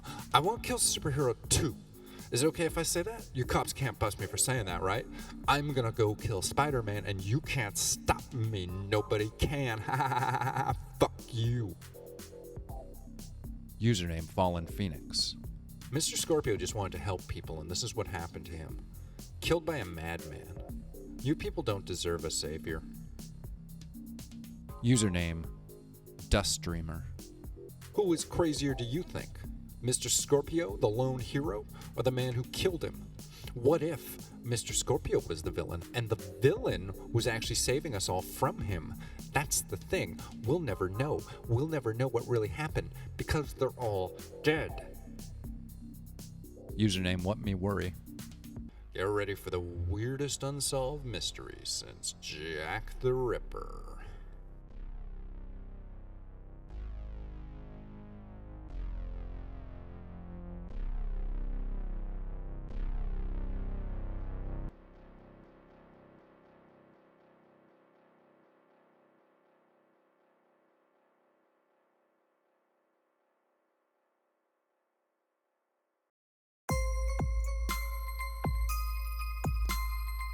Dr. Destroyo is written and produced by Hank Pattison for the Death by Media Man podcast channel. You can subscribe to the Death by Media Man podcast on iTunes and SoundCloud. If you enjoyed this, please leave us a like or a comment and tell a friend. And if you'd like to support the Death by Media Man channel with your money, there's a link to our Patreon in the description of this program. Thanks so much for listening, and we'll see you in 2 weeks for the next installment of Dr. Destroyo.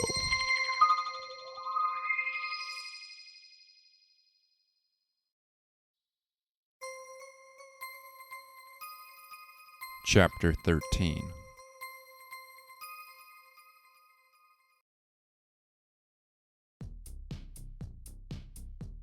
Six hours slipped by that way, with my face jammed into my computer screen and my body feeling like an atrophied limb which was hanging off my eyeballs.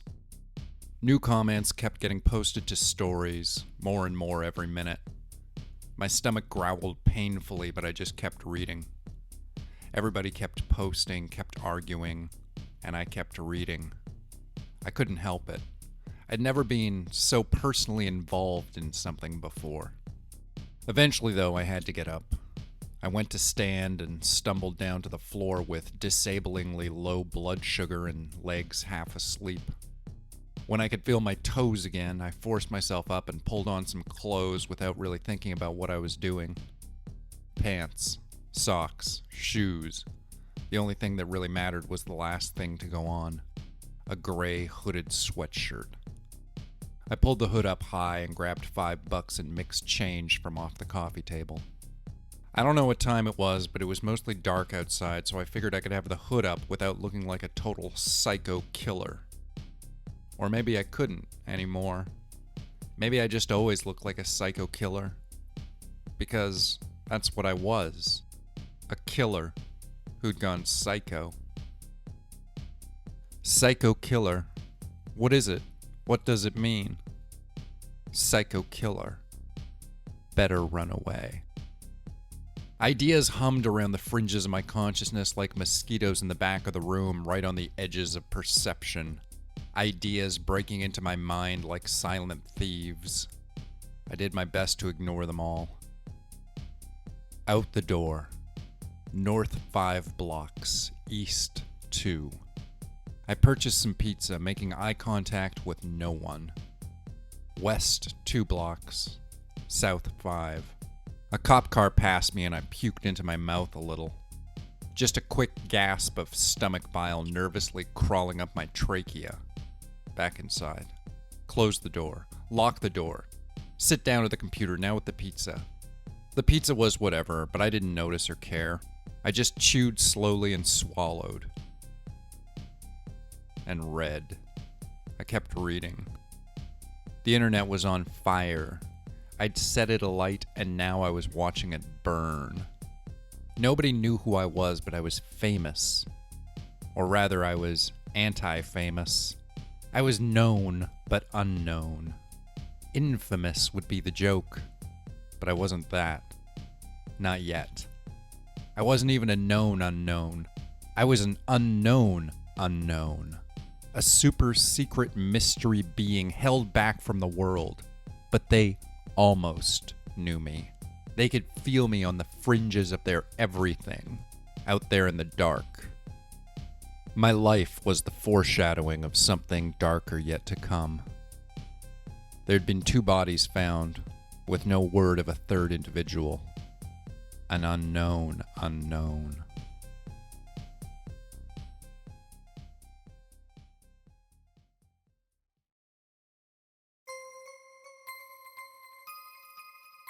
Chapter 14.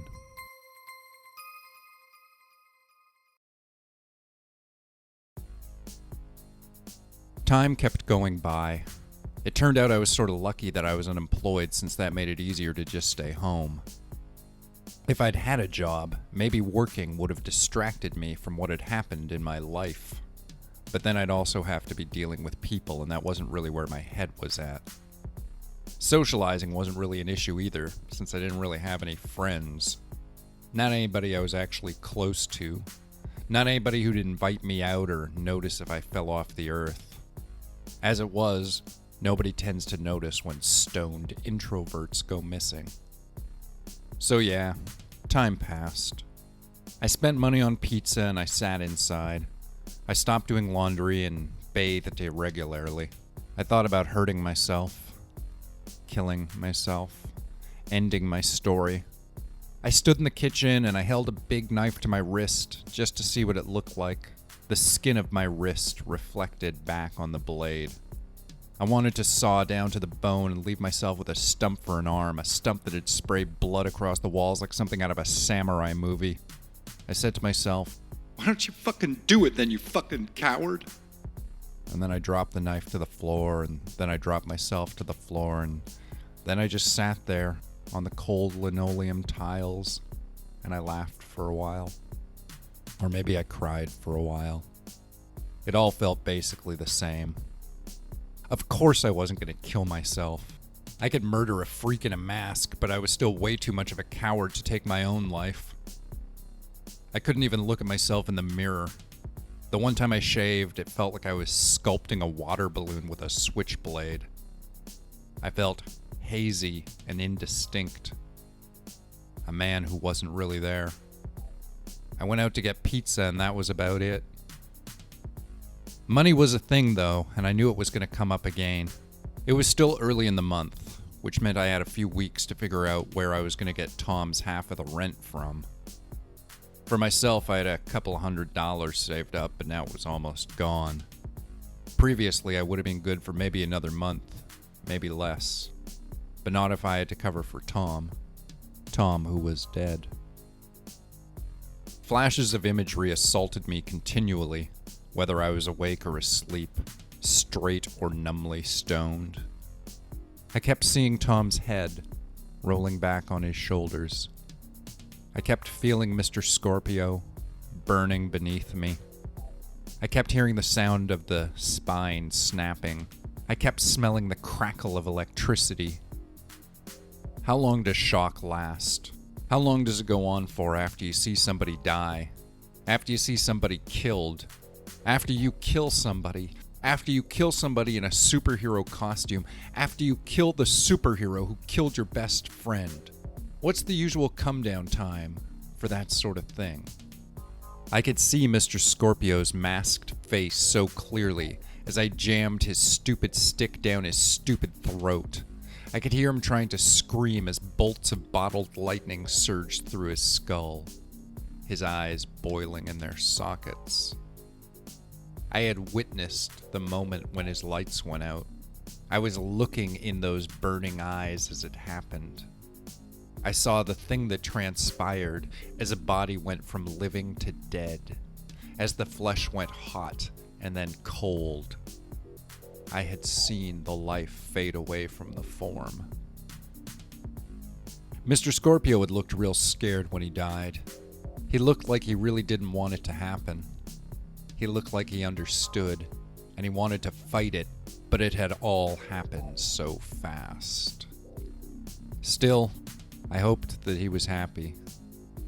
I mean, if you're going out at night, trying to be an urban vigilante, that's really the best death you can hope for. Slain by a supervillain. Or slain while foiling a supercrime. If he'd had a destiny, that surely had to be it. And me? I was the lone survivor. But what was my role? Was I the villain? I felt more like the victim. Mr. Scorpio didn't have to live on having seen the things I'd seen and done. He'd gotten out easy. And Tom didn't have to know about any of it. He didn't get to know about any of it.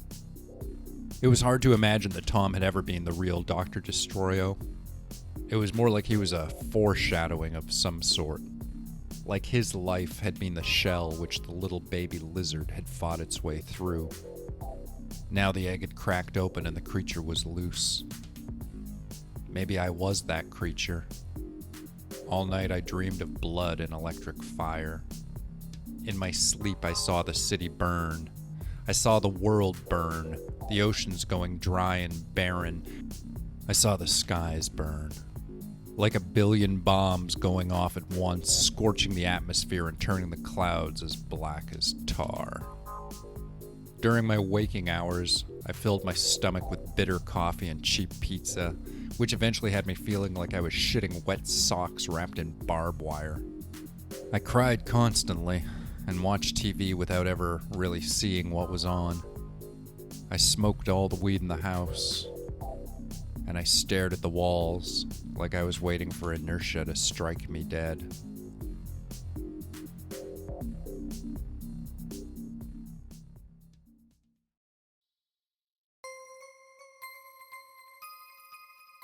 Chapter 15.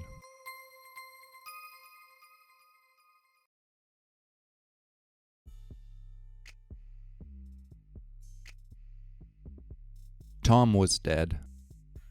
Mr. Scorpio was dead. Everyone in my world was dead. I was the last man on earth, sitting alone in a room. And then there was a knock at the door. The knock at the door was 3 solid pumps.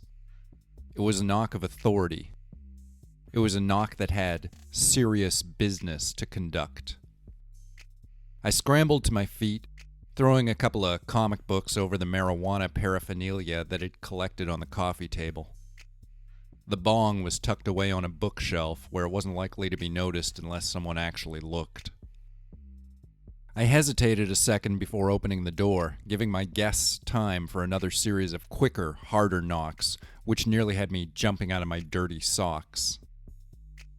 I checked the front of my pants for any stains which could have been left by food or urine, adjusted my dirty t-shirt, and opened the door, daylight bursting in like an old unwelcome friend.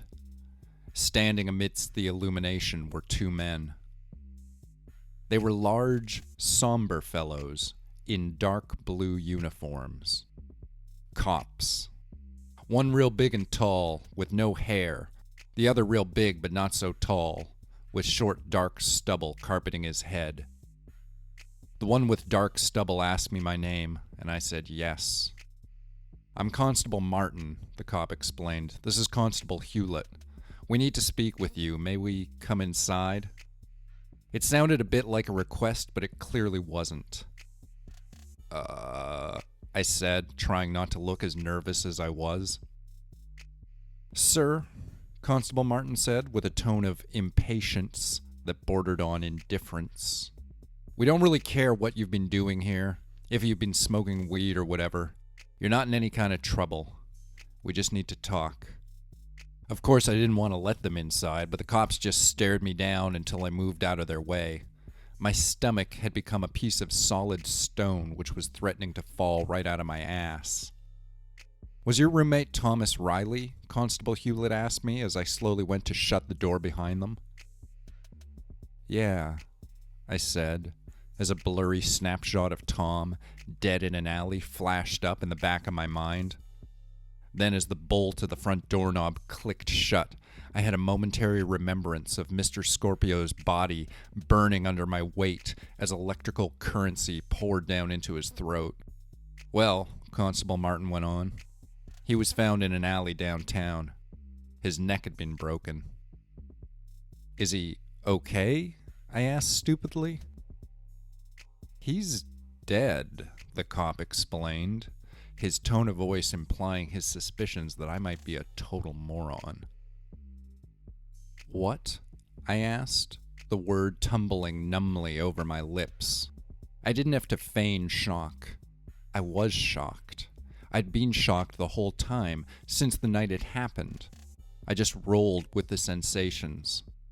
"We're sorry it took so long to bring you this information," Constable Martin told me, "but there were some details that made it a little difficult to identify the body publicly." "What does that mean?" I asked. My own body was a cold, numb ghost, dangling weakly from my brain, and my brain was screaming. In my mind's eye, I could see Tom taking the kick to the face, the big boot catching him in the forehead, the shock of the impact traveling through his skull and shattering his spine as his head went back, and... "I'm not sure if you heard about this," Constable Hewlett went on, "but a couple of nights ago there was a double homicide on the east side involving 2 men wearing costumes. One of them was your roommate." "I don't understand," I lied nervously. "What does that mean?" "Have you seen anything about this on the news, perhaps?" the cop asked me, with only a slight bit of professionalism, keeping the tone of boredom from totally overtaking his voice. I guess, I said. Maybe? My pants were on fire and hanging from a telephone wire. Being in shock is a strange thing. Your thoughts feel clear, and everything seems really simple, but at the same time, nothing makes any sense. I was inside a car that was sliding uncontrollably across black ice. Would we ever slow down? Would the ice ever break? A couple of guys? I asked. In costumes? It wasn't a sex thing, the cop clarified for some reason. There's a popular misconception that it may have been some sort of sexual encounter, what with the costumes and the brutality of the deaths, but at this time we don't believe that's the case. I almost laughed. I almost puked. I imagined a couple of cops discovering the corpses, one officer asking the other, "You think they were fucking?" "Well then, what happened?" I asked.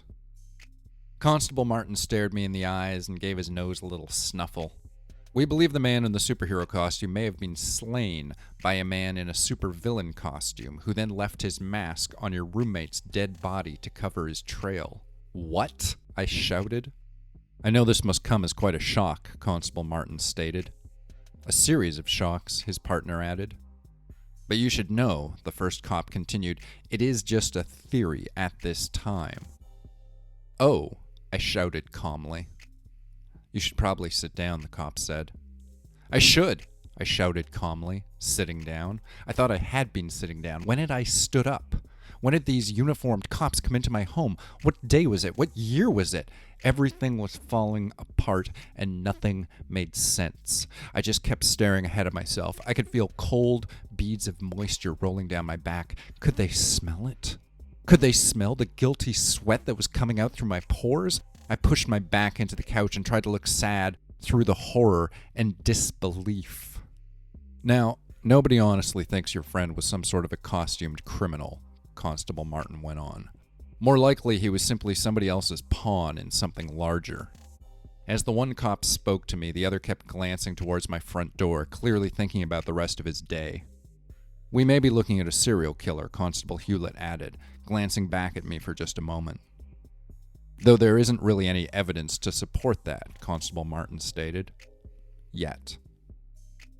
"Crazy," I said, my voice finally dropping down to a reasonable level. "Anyway," Constable Martin informed me, "there is one witness who claims to have seen a third party at the scene, but we're still investigating that." "Oh," I said. And then a second later I shouted, "What?" "We will need to have a look around your apartment, though. Is that okay?" I muttered some vaguely positive response, and Constable Hewlett went off to poke around the other rooms of the place, while I sat there being scrutinized by his partner. I felt the warm beads of sweat turning cold as they clung to my skin. Had I left anything out? A blood-soaked confession left nailed above my bed? Blueprints of our plot? Was there something sitting out obviously which would have me put away for life? What had I done wrong? What might I have already forgotten? What might I have forgotten already? Constable Martin seemed bored, almost distractedly so. I saw his eyes glancing at a few comics I had sitting in a pile next to the TV, and then that disinterested look on his face glazed right over. "Anything?" he asked his partner when Hewlett was back from his search. There was a pause. Constable Hewlett slowly looked from his partner to me, and then back to his partner again. I died 1,000 deaths during those moments. I felt my soul escape my body, only to be reincarnated directly back into the exact moment of its departure. "Place seems clean enough," Hewlett said. "Well, not clean, but you know what I mean." "Sure, good enough." I couldn't even blink. It felt like my heart had stopped beating, like my blood had frozen solid in my veins. "Anyway, we're sorry about your loss," Constable Martin told me. "Try to have a nice day." His face was impassive, unreadable. I might have replied. I thought I heard words coming out of my mouth, but I didn't really feel them. And then, as suddenly as it had started, it was over. The two men were moving back towards the door. And then they were moving through the doorway, and then they were outside again. They paused for a moment just outside of my home. I had shut the door, but I could hear them as they stood there on my front step, talking amongst themselves. "What do you think?" asked Hewlett. "Are you kidding me?" Martin asked back. "This kid doesn't have a clue about what's going on. I don't think he even knew his roommate was missing, for Christ's sake." "So we take him off the list?" "Sure. Come on, I bet Smith has got a way better lead by now." Smith. Hewlett clicked his tongue unhappily. "Man, I don't know about that guy. He's always got some weird theory about this weird shit." "I got a theory," said Martin. "You want to stop by Dallas Pizza for lunch?" "They still do off sales there?" "I believe they do." "Couple of slices and a couple of beer. Sounds like lunch to me." I stood there listening as the footsteps padded off away from my door. And then the police officers were gone, and I was alone. I looked around myself. I made sure I was totally alone. And I was totally alone. There was nobody else in the apartment. The door had been shut. The cops were gone. Tom was still dead. A world of horror, frustration, and grief found their outlet, pouring from my mouth in the form of 3 pained words that I emitted like the howl of a soulless beast screaming out to a godless sky. "A fucking witness?" I cried.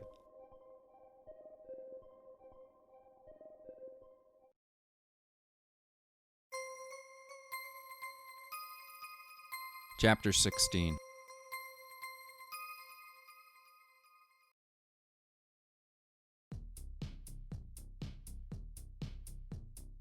I got back on my computer as soon as I was done freaking out and found it. Him. And there he was, right in the latest headlines. "Witness says third man present at Mr. Scorpio slaying." There was no name given, but it sounded like a homeless guy was claiming to have seen something. From what I could discern, he'd spoken to a couple of reporters, but hadn't officially gone to the cops yet. He was scared of coming forward, I read, and it was also implied that he was maybe a little mentally unstable. What did he know? Anything? Enough to burn me alive? Enough to throw suspicion off of me forever? For a few minutes, or maybe a few hours, or a couple of days, I paced around the apartment, thinking dark little thoughts. I imagined prison walls and government-mandated cruelty, walls dripping with blood, puddles of scared piss on the floor, the sound of breaking bones and crying, darkness spreading like a rash. My depression had transformed into an active form of anxiety, and that anxiety was climbing the walls like a fitful spider. Eventually, I decided that I had to do something. Maybe, I figured, I could go down and talk to this witness, whoever he was. I could find out what he'd seen, and if anybody wanted to know what I was doing down there, well, maybe I was just some loser looking into his buddy's death, in a sort of stupid, clumsy way. I certainly wasn't a murderer looking to cover his tracks. I showered and got dressed. Everything I had to wear was dirty. I could do laundry, but why bother, right? Fuck that. People in shock don't do laundry. You don't kill somebody and then go home and settle into your regular routine. Or maybe you do. I didn't know. I wasn't working with any kind of a guidebook. I put on pants and a sweater. I tried to wear gray things without colors or logos or affiliations. I tried to be neutral in all ways. I took a bus across town, getting off a few blocks from where everything had happened. It was pretty quiet, but what was I expecting? A crowd of hushed nerds looking about in reverence, here at the site of the first costumed hero and villain double homicide? Maybe. Maybe the cement of these streets should have been like holy relics to all those geeks out there who were posting online about how awesome and meta-contextual this all was. But once I got down there, I wondered, what was I supposed to do? Just walk up to somebody and start asking questions? "Hey, what do you know about the masked men that were murdered around here?" Was I supposed to shake somebody down? Look for clues? I did a slow loop around the murder site, still staying a few blocks out from the spot. If anybody noticed me, I didn't notice them doing it. I was dressed like a nobody, and there were lots of them around. Skids, loners, losers, senior citizens, drug addicts, high school dropouts, people without money, people without pasts or futures. I kept my shoulders hunched in a lazy slump, and I kept circling the area, drawing ever closer. Silently, I scrutinized all the people I walked past. I tried to subtly study their faces to determine what sort of threat they might pose to me, if they knew who I was, if they knew what had happened. What do you know? My eyes screamed at them. Tell me what you fucking know! It felt like I was haunting the streets. The memory of a dead man cloaked in grimy, unlaundered shadows. I felt out of place, out of step, out of line with the rest of reality. Like my frame rate was off slightly, or my dubbing was a little out of sync. When I looked around myself, I saw a world which might as well have been a painted-on backdrop. Nothing was real anymore. It seemed like I might have walked onto the set of a movie, a stage play in mid-motion. Eventually, though, I was standing there, at the mouth of the alley, looking down into the darkness. I shuddered, my mind fighting off waves of remembrance. "That's where it happened," said an old voice from behind me. "That's where they found him." Flinching internally, I turned to see who'd spoken. He was about 4.5 feet tall, with a scrubby little beard and a grubby little cap pulled down low over his eyes. He was wearing 2 coats over a vest and a swaddling of sweaters, at least 2 pairs of pants, and on his feet, a pair of mixed-matched boots with the soles coming loose. He was pulling a shopping cart behind himself, which was mostly full of empty aluminum cans and other bits of potentially valuable trash. He looked about 180 years old, though his eyes were crackling with the excitement of a little kid. "Sorry," I said to him. "The bodies," the old guy cackled, grinning a mouthful of gnarled amber teeth through an opening mostly obscured by the little gray beard which covered his face like moss on a log. "The boys in the costumes." "What do you mean?" I asked, feigning ignorance once again. "You know what I mean," he said, smiling craftily. His lips were spotted with bright red sores, the kinds you can get from cold weather, herpes, or an addiction to crack cocaine. "I'm Warren," he said. "That's my name." "Oh," I replied. Warren had pockmarked skin and dull brown eyes. His fingers were stubby little sausages with nails that were both overgrown and chipped away, making his hands seem more like the paws of a feral animal. "I didn't tell him my name," Warren explained to me. "Not my real name, not the reporters. I knew there'd be people after me if I did. But I seen it.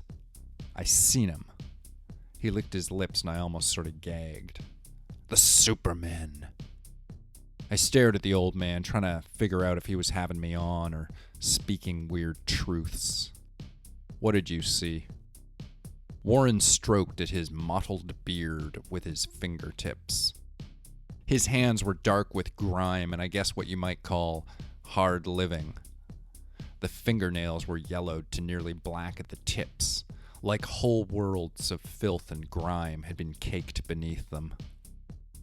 He leaned back on his heels and he smiled up at me, his eyes full of whimsy and wonder, and then he took in a deep breath and ran the pale white scrap of flesh that was his tongue across his jagged rows of flavescent incisors, his mouth hungrily open so I could watch it happening.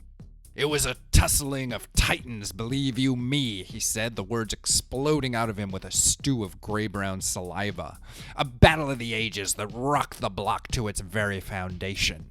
It was like when planets collide, or when the gods do battle in the sky. It was pulse-pounding, death-defying clash of the Leviathans, a battle of which the likes of mortal men were never meant to see, let alone experience firsthand. It was the end of an era, and the start of something strange and new. Huh, I grunted again, still non-committally. You want to go take a closer look? He asked me, and a chill ran through my body. We can go right down there, you know.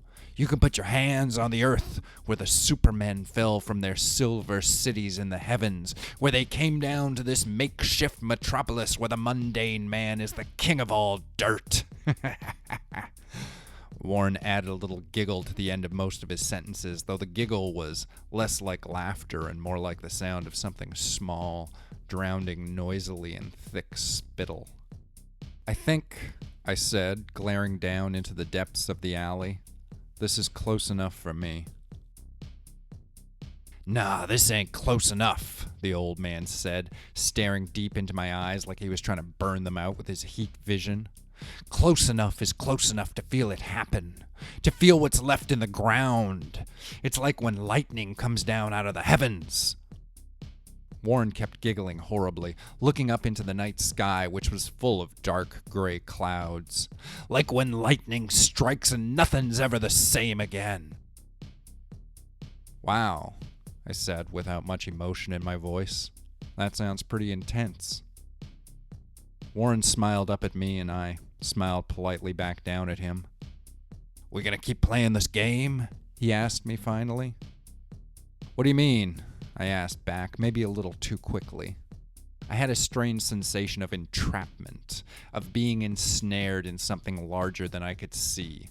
There were dark black clouds above and dark black pavement below and pale orange streetlights caught in between. With me. I know what you are, Warren told me. Who you are. I tried to think of something to say, but my mind had seemingly emptied itself of all its contents. I saw you there. I know what this is. He kept nodding at me like a jittery bobblehead. You know what this is? I asked. My hands were starting to shake, and I hoped he wouldn't notice. What you're wearing, he said, smiling. The costume. I know why you're wearing that costume. Warren stepped a little closer to me and said in a loud whisper, You're in your secret identity, so nobody'll know. He winked horribly. But I know. You don't know, I started to say, but the old man just grinned, and I had to admit that he had me. He'd put it all together. He knew who I was and what I was, and all he had to do was point a finger and shout.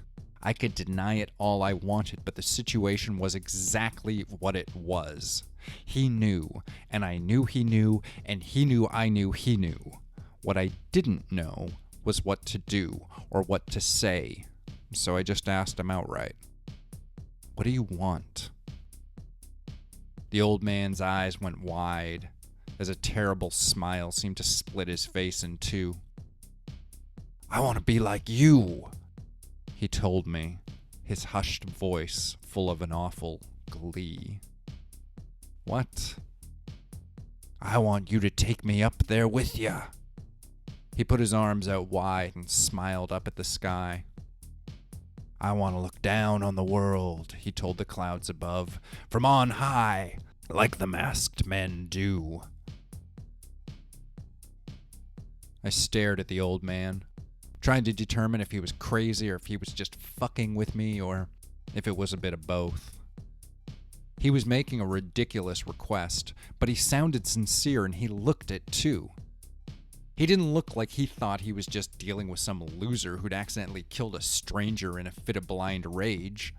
He looked like he really thought I was somebody important.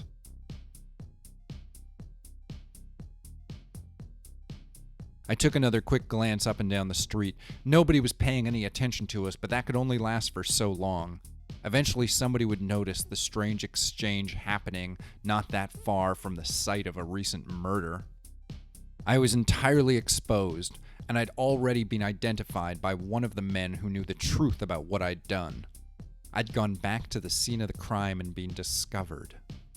And it had all basically gone as badly as it could. Again. My mind was gone, frozen with panic. My brain was iced over meat, lost way in the back of the freezer. Yet somehow, words were coming out of my mouth. "I can't do anything for you now," I said, my tone low and secretive. "I shouldn't even be talking to you here. We'll have to do it somewhere else." "There's a park a few blocks over that way," Warren said, pointing. "If it's late enough, it'll be pretty empty." Warren paused for a moment and then explained. "I just figured we'd be more likely doing this sort of thing at night, right?" "We're not vampires, Warren," I said tersely. "But yeah, meet me there at the park at 11 o'clock tomorrow night." "And you'll fix me up?" the old man asked expectantly. "You'll make me a part of your team?" "It's more of a society," I whispered at him. "A secret society." Once again, I heard the words coming out of my mouth like my brain was reciting from a script I'd never actually read, like I was translating subtitles or improvising a routine that had been genetically hardwired into the core of my personality. Like I was mutating right there on the spot, adapting to survive a situation I couldn't fully fathom. "Excellent," he exclaimed as he reached forward to shake my hand. I ignored the offered hand. "Get the fuck out of here," I growled at the little hobo. "We'll talk about this tomorrow night, and you better come alone." "Got it," he said, nodding fiercely. "No henchmen, just you and me, and the men in the sky." Warren departed noisily then, pushing his cart on down the street ahead of himself, the cans sounding like a small metal riot as they jumbled and crashed over every gap and crack along the sidewalk's path. 11 o'clock, tomorrow night.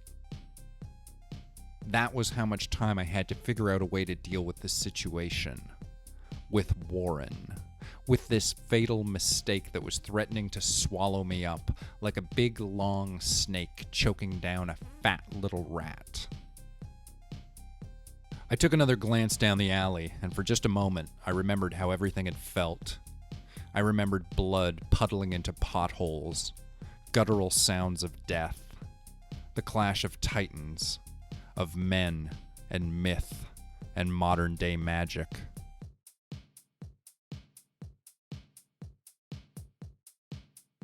And then I went home.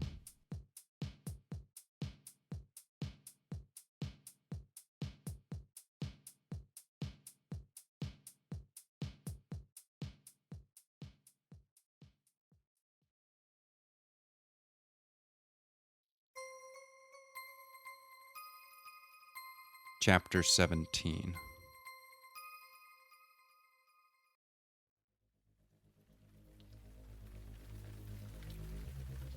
Sometimes I dream that I'm a hero.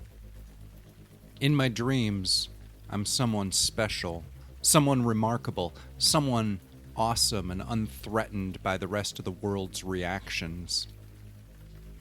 I pull on a skin-tight costume. It feels like leather and spandex. It clings to my body almost obscenely tight, as though designed to highlight the outline of my muscles. You can see the contour of my cock through my shorts. I step up to the ledge of some high-rise. It's so late at night that it's almost early dawn. In another hour or so, the sun will begin to rise, off in the east. Down below, the only people moving about are the ones who must.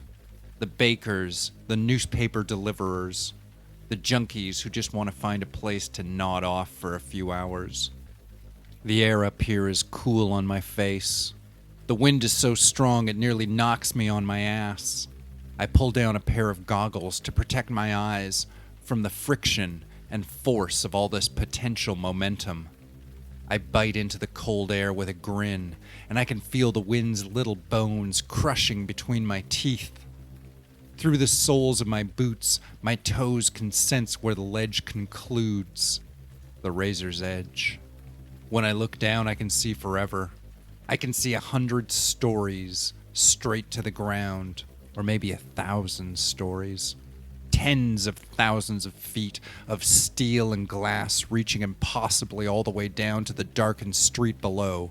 Maybe I'm standing 1,000,000 stories above a concrete world splattered with droplets of cool rain. The rain's been falling for hours. Now it's my turn. My legs twitch just ever so slightly, and I'm off the side.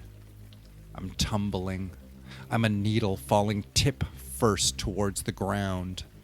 I stretch my arms out.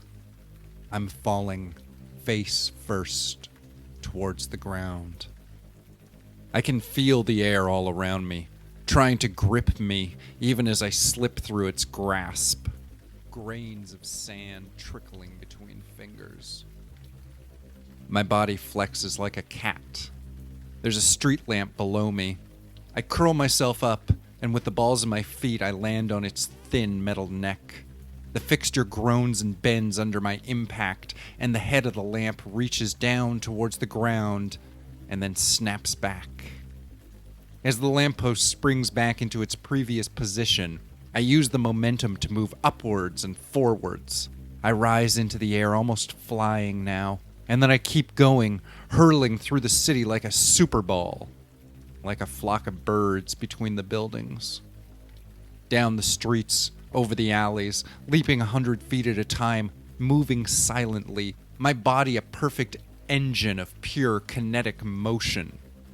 I'm barely breathing heavy, and a healthy sweat is beating on my body under the suit. It's not about a patrol. It's not about saving people, helping the hopeless, inspiring the needy, fighting crime, earning money, gaining respect. It's not about any of that. It's about moving forward. It's about speed. It's about being above everything else, beyond everything else. I'm not a hero. I'm not a villain. I'm just superior. I've got something. Everybody's got their something, and I've got my something, and it's very, very special. It's super. I'm super. Superior. And I just don't care. I don't care about any of the shit that's fallen so far below me. I run. The streetlights are on, and the sun's slowly coming up somewhere way off in the distance, and I'm running. I'm running along building sides and across rooftops. I'm running up the sides of your home, along the ledge of your balcony. I'm running where the pigeons roost, where human footsteps have never fallen before. Am I even human? I don't think so. Not anymore. I'm beyond that. I'm post-human, superhuman, metahuman. I'm running. I'm flying. I'm dreaming. I'm dreaming. And I feel free.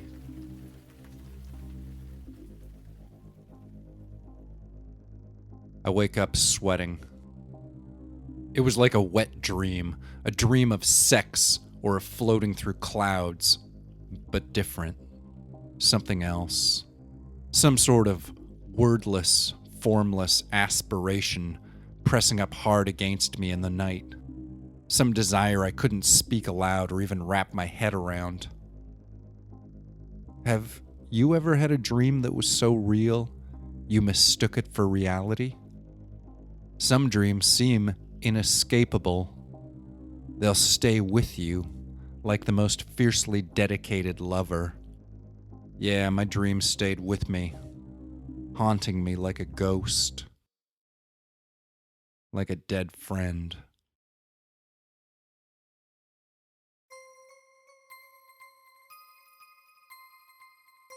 Chapter 18.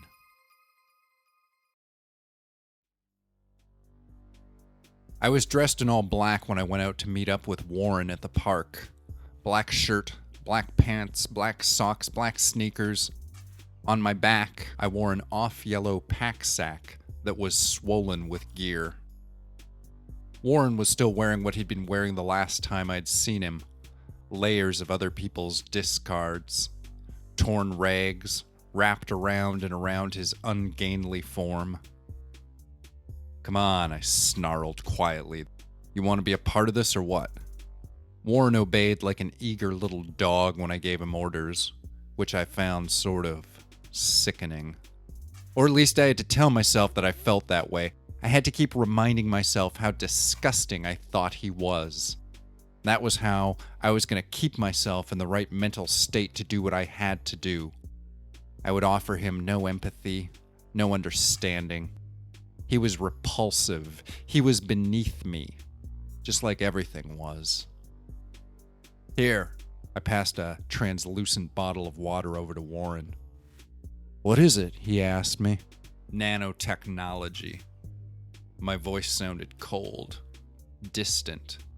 "Psychoactive transmitter frequency drones." Warren held up the bottle and stared at me through it. He'd clearly tried to tidy himself up a bit for our meeting, but his weak attempts at improvement just made his dishevelment all the more pathetic. His ragged clothing, his hobo beard, the dirt and filth and grime that was embedded into the grooves of his skin. It was disgusting. He was like an animal. He was like some feral beast, really. I had to keep thinking that way. I kept telling myself what I needed to hear over and over and over again. Imagine a mantra. "I hate you.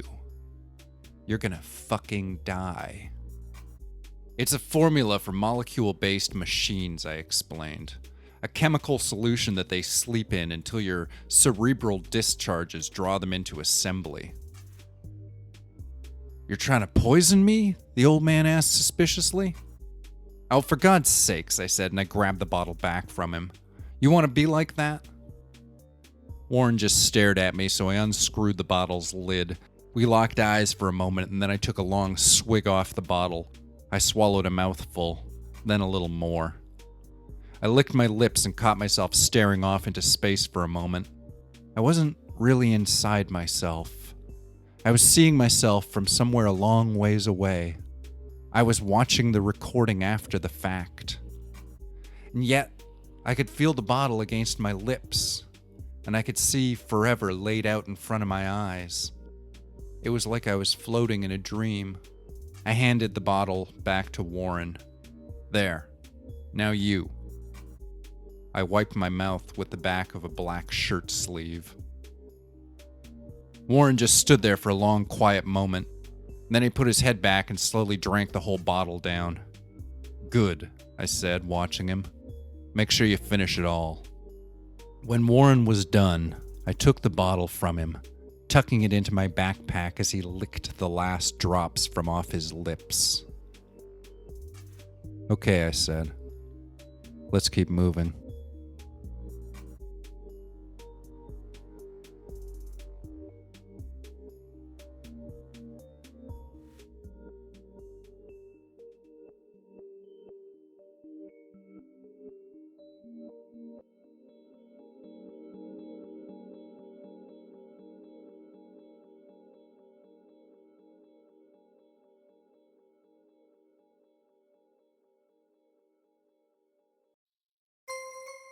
Chapter 19.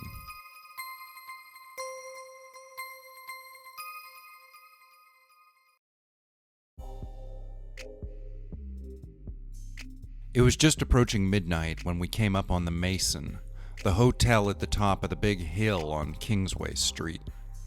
The place was practically a landmark. It was the tallest building around, and it overlooked a good stretch of Main Street, which was just a few blocks over.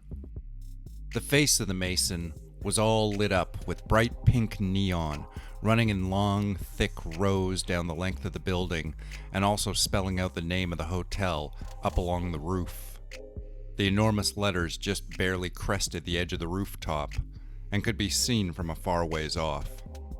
"So, how are we going to do this?" Warren asked, gaping up at the top of the Mason. He had the voice of a tiny child on Christmas morning. "We're going to ride a matter transit wavelength," I said. My eyes were focused on some distant star, like that mattered. "We're going to get teleported up to the sublunar base." "I thought you said the base was in a satellite, orbiting around the Earth," Warren said, frowning confusedly. "No," I explained.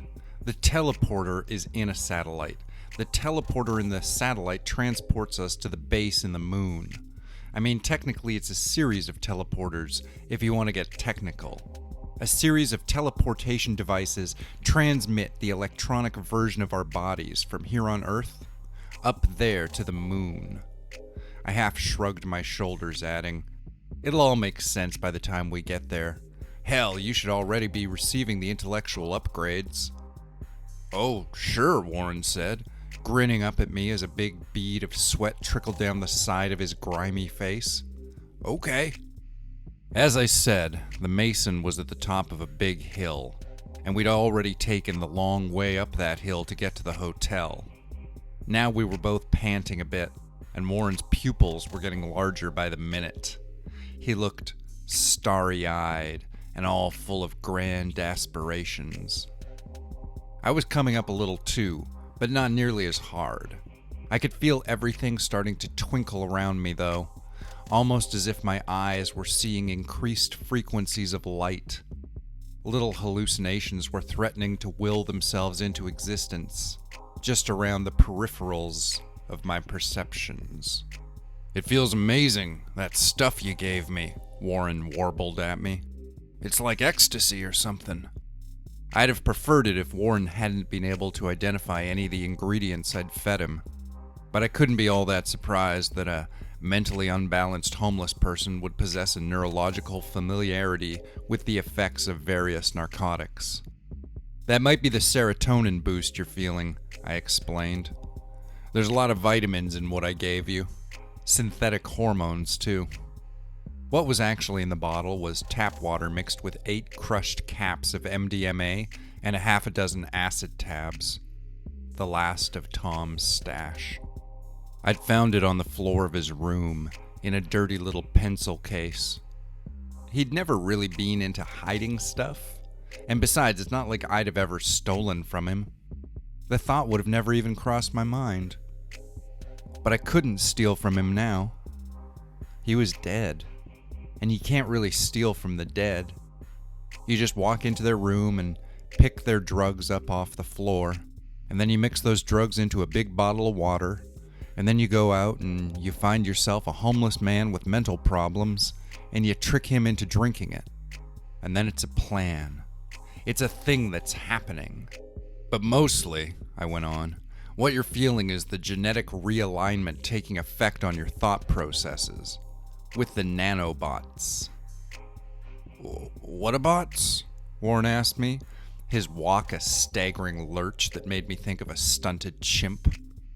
"Little robots in the water, transforming you, in your brain." I tapped my forehead twice. "Making you more than you were." He looked sort of scared. That seemed sort of appropriate to me.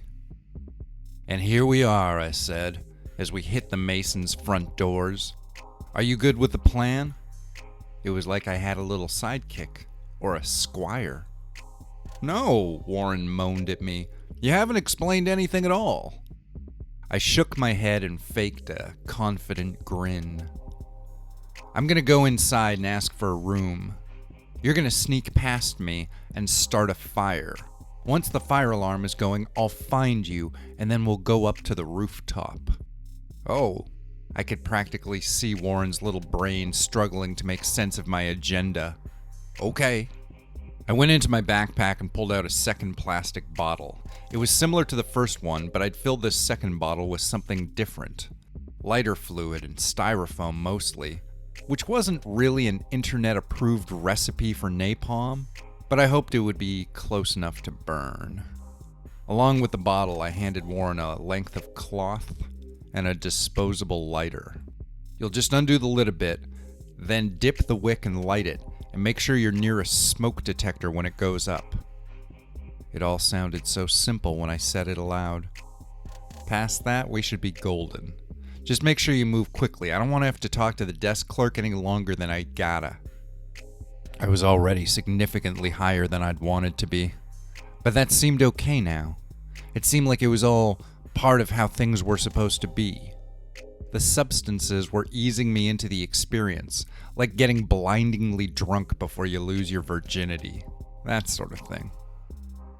MDMA and LSD work so well together. The acid is the powerful part of the trip, but tends to be a more emotionally neutral substance. It affects your mind, but doesn't necessarily influence your mood. You can get strung out and stressed out on acid, but the ecstasy takes the edge off that experience and keeps everything all happy and chipper, like a big scoop of ice cream, melting into a thick slice of hot apple pie. Just think about that. About melting. The last of Tom's drugs, found in the little pencil case on the floor of the room that used to be his. Nothing was his anymore. The ice cream melts across the surface of the pie. The ice cream spreads out, losing its form and going liquid, spilling over the edges of the crust and down the sides. I felt confident and sure of myself. I felt certain that I was doing the right thing.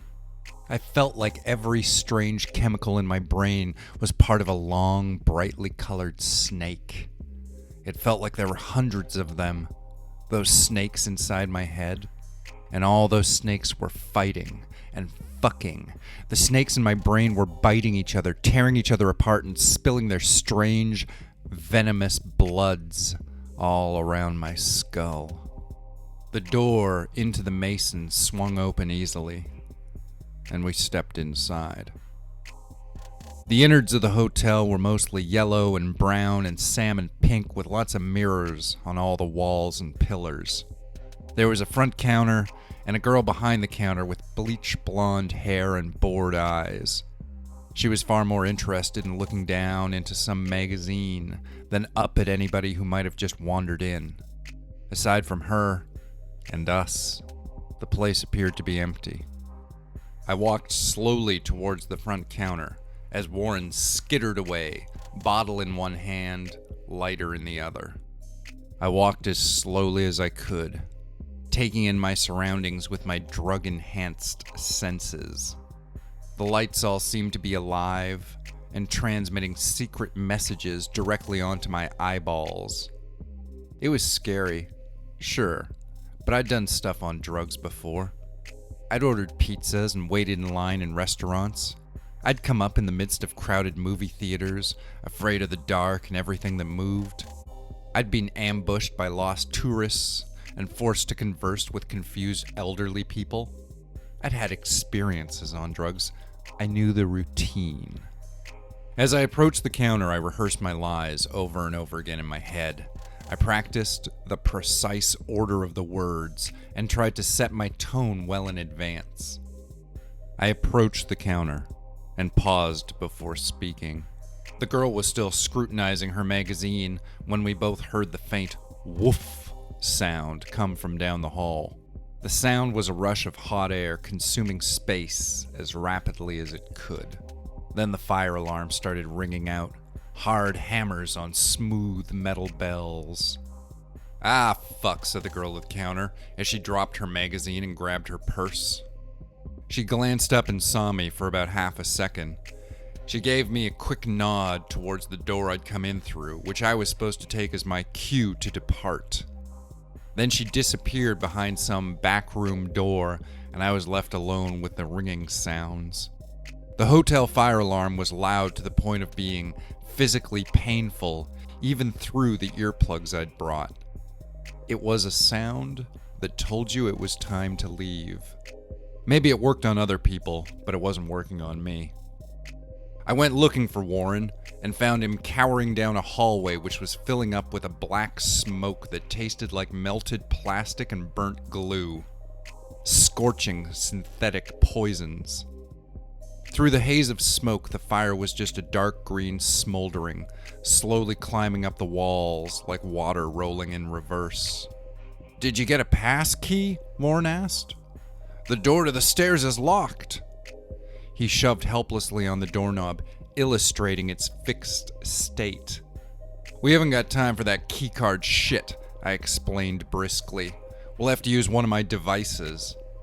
I reached into my backpack and pulled out a large hammer. Classic claw with a blue rubber grip around the handle. "A device?" Warren asked me, the old man gaping at the tool like he'd never seen one before. "What does it do?" "It's the magical hammer of Ganesha," I said as I cracked the hammer down onto the doorknob. "It has the power to break down and remove obstacles that might be in our way." I smashed the knob once, twice, 3 times, 4. The fire alarm still screaming in the background. 5. The knob went loose, and the door slid open. "Come on," I said loudly, and we started running up the stairs.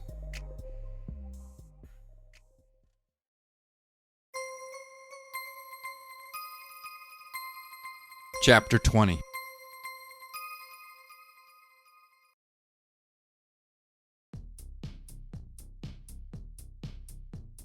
As the old man wheezed his way up the stairs with me, a part of me wondered if his heart could take all this.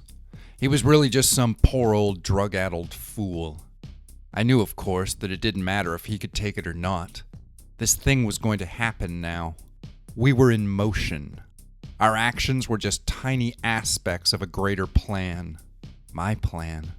We were cogs in a great timepiece, and we were spinning. When we got to what I gauged to be about halfway up, we took a little break, and I had Warren get changed. I had to stand a few steps away from the old man while he disrobed, as the act of removing all his clothing resulted in the release of a seemingly endless series of noxious smells. Spoilt milk, vomit, urine, mold, shit, booze, blood, and more than anything, body odor. Sweat, and the little bacteria that fed on the sweat. The air around us felt disgustingly thick, and I had to cover my mouth with one hand just to breathe without gagging as I dug around in my pack for our additional gear. "What is that?" he asked me as he stripped down to a stained pair of underwear. "It's your costume," I explained, pulling the suit from my backpack. What I gave to Warren was a variation on what Tom had been wearing in the alley. I'd recreated the mask by stitching half a t-shirt to a toque. It looked basically like the first mask had, though this one was a little rougher and darker. It was also much more difficult to see out of, but that was actually going to help with what I had planned. Take a moment and imagine me at home, trying to attach a loose bit of fabric onto the top of a toque. Imagine it taking me 10 minutes just to thread the needle. Imagine the sloppy stitches and uneven cuts. Imagine me on my couch, cursing softly as I pricked little beads of blood out of my fingertips. Now I had a new mask. It wasn't as slick as Tom's mask had been, but it looked okay on Warren, especially once he had the suit on. The suit was ugly and cheap and gray and a little short. Sort of like urban life. It didn't fit Warren perfectly, but at least it was a dark suit, which he wore with a white dress shirt and a black tie. During the final stages of the costuming, I had to help Warren with his tie, though the smell coming off of him was almost unbearable. Once he'd redressed, we resumed our ascent, and before long, Warren was breathing heavily under the mask. He paused every dozen steps or so to rattle some wet gravel around in his lungs, gasping for air like a fish out of water. It was way too weird, seeing the suit and mask moving up the stairs. I knew Warren wasn't really Dr. Destroyo, but it still felt surreal. It was like a dream that stuck around after you'd waken up, an idea that forced itself into the flesh. The fact that he was an impersonator, A fraud just made it all the more peculiar. Hell, I'd just dressed up a stranger in an ill-fitting suit and topped him off with a homemade mask. It was all about as peculiar as it could get. The sirens were still ringing. The drugs were still cooking in my brain. Everything was too loud and too bright. Peculiar patterns had started to manifest in the whiteness of the walls. At the top of the stairs, there was another doorknob to knock out with the hammer. 4 quick swings, and then a gust of night air was in our faces. It felt like the winds were blowing about 100 miles an hour up there on the somethingest floor. How tall was the mason? I couldn't even remember. 10 stories? 20? 30? It was tall enough to kill a man, that much was for sure. Even away from the edge, you could feel the fingers of gravity trying to drag you down and down back towards the earth. We stepped out onto the roof and saw a sheet of stars hanging above. Those stars now so close, yet still so distant. We were up in the sky now. We could see the whole city spreading out from the crest of the hill the mason was perched atop. "We need to get the signal ready," I shouted at Warren over the rush of the wind. "Go stand up on the edge." Right before Warren had pulled the mask on, he'd looked dazed, with eyes open so wide they'd threatened to swallow up his face. Now, with the mask on, he was a mysterious figure of unknowable potential. Meanwhile, the bells of the fire alarm were screaming out beneath our feet, and somewhere far below, a fire was burning, climbing up the building, perhaps the same way we'd come. My head felt as full of stars as the sky. All around us, the city was lit up with its millions of little light bulbs and lifestyles, and below our feet, the blaze was reaching up the walls like an army of angry insects. I stood atop a burning building, looking out at the twinkling expanse of city lights. Everything in my world was made of fire. Warren made his way to the edge and looked down over the side of the mason, from between the S and the O of the building's neon letters. Each letter stood about 15 feet tall, 8 of those feet extending above the rooftop, and the rest running down the building's front. 15 feet of narrow glass tubing, flanked by thick black bars that fastened the neon to the building front. "There's a fire truck coming," Warren told me, looking out into the distance. "That's to be expected," I told him. "Here, take these." I handed Warren a couple of fistfuls of cheap-ass fireworks. They were Roman candles, the kind that spit off a little handful of multicolored fireballs about 20 feet into the air. Warren had 2 in each hand, which amounted to around $20 worth of pyrotechnics. I bought them from one of those weird little shops on the edge of Chinatown, the sort of place that was full of obscure novelties and inexpensive frivolities. The fireworks were illegal to purchase or use, but that was one of those laws like no skateboarding on the sidewalk or no selling cigarettes to minors. There were rules, and then there were rules that were stringently enforced. A few fireworks certainly weren't at the top of the cops' to-do list. "I don't think I can climb this thing," Warren said, looking at the neon lettering. I'd led him to the S easily enough, but there at the building's edge, some doubts had begun to creep into him. "You have to do it," I insisted loudly, the wind threatening to carry my voice away to the heavens. My high was mild enough, but things were getting a little blurry up close. My plan still felt picture perfect, though, like everything was falling directly into place with a preordained rhythm. Or maybe it didn't matter. Either my plan would work and everything would go right, or it would fail and everything would go wrong. There was no middle ground to worry about, so I had no reason for doubts. I had no fears, no concerns, just a methodical series of steps. I blinked hard, trying not to lose my focus. With the wind surging against our bodies, it felt like we were on the edge of more than just the building or the lights. We were on the edge of the world, the edge of mental stability, the edge of reason. I felt like I was becoming something else. My old self was burning away, revealing a new shape. I was something transformative and brilliant. I was crystallized within a moment of pure being. I was above it all. With Warren. Struggling against the winds and his own innate cowardice, Warren made his way up onto the large neon S. Teetering dangerously from side to side, he was laughing under the mask, and the sound made me feel a little sick in my stomach. "I can feel them," he screamed up at the stars. "All the little robots in my body. And they're dancing, man. They're dancing." I smiled up at Warren, at the man in the homemade mask and the ugly suit. "Light 'em up," I shouted. Intense currents of air tried to keep Warren's little lighter from firing, but eventually the batons were ignited.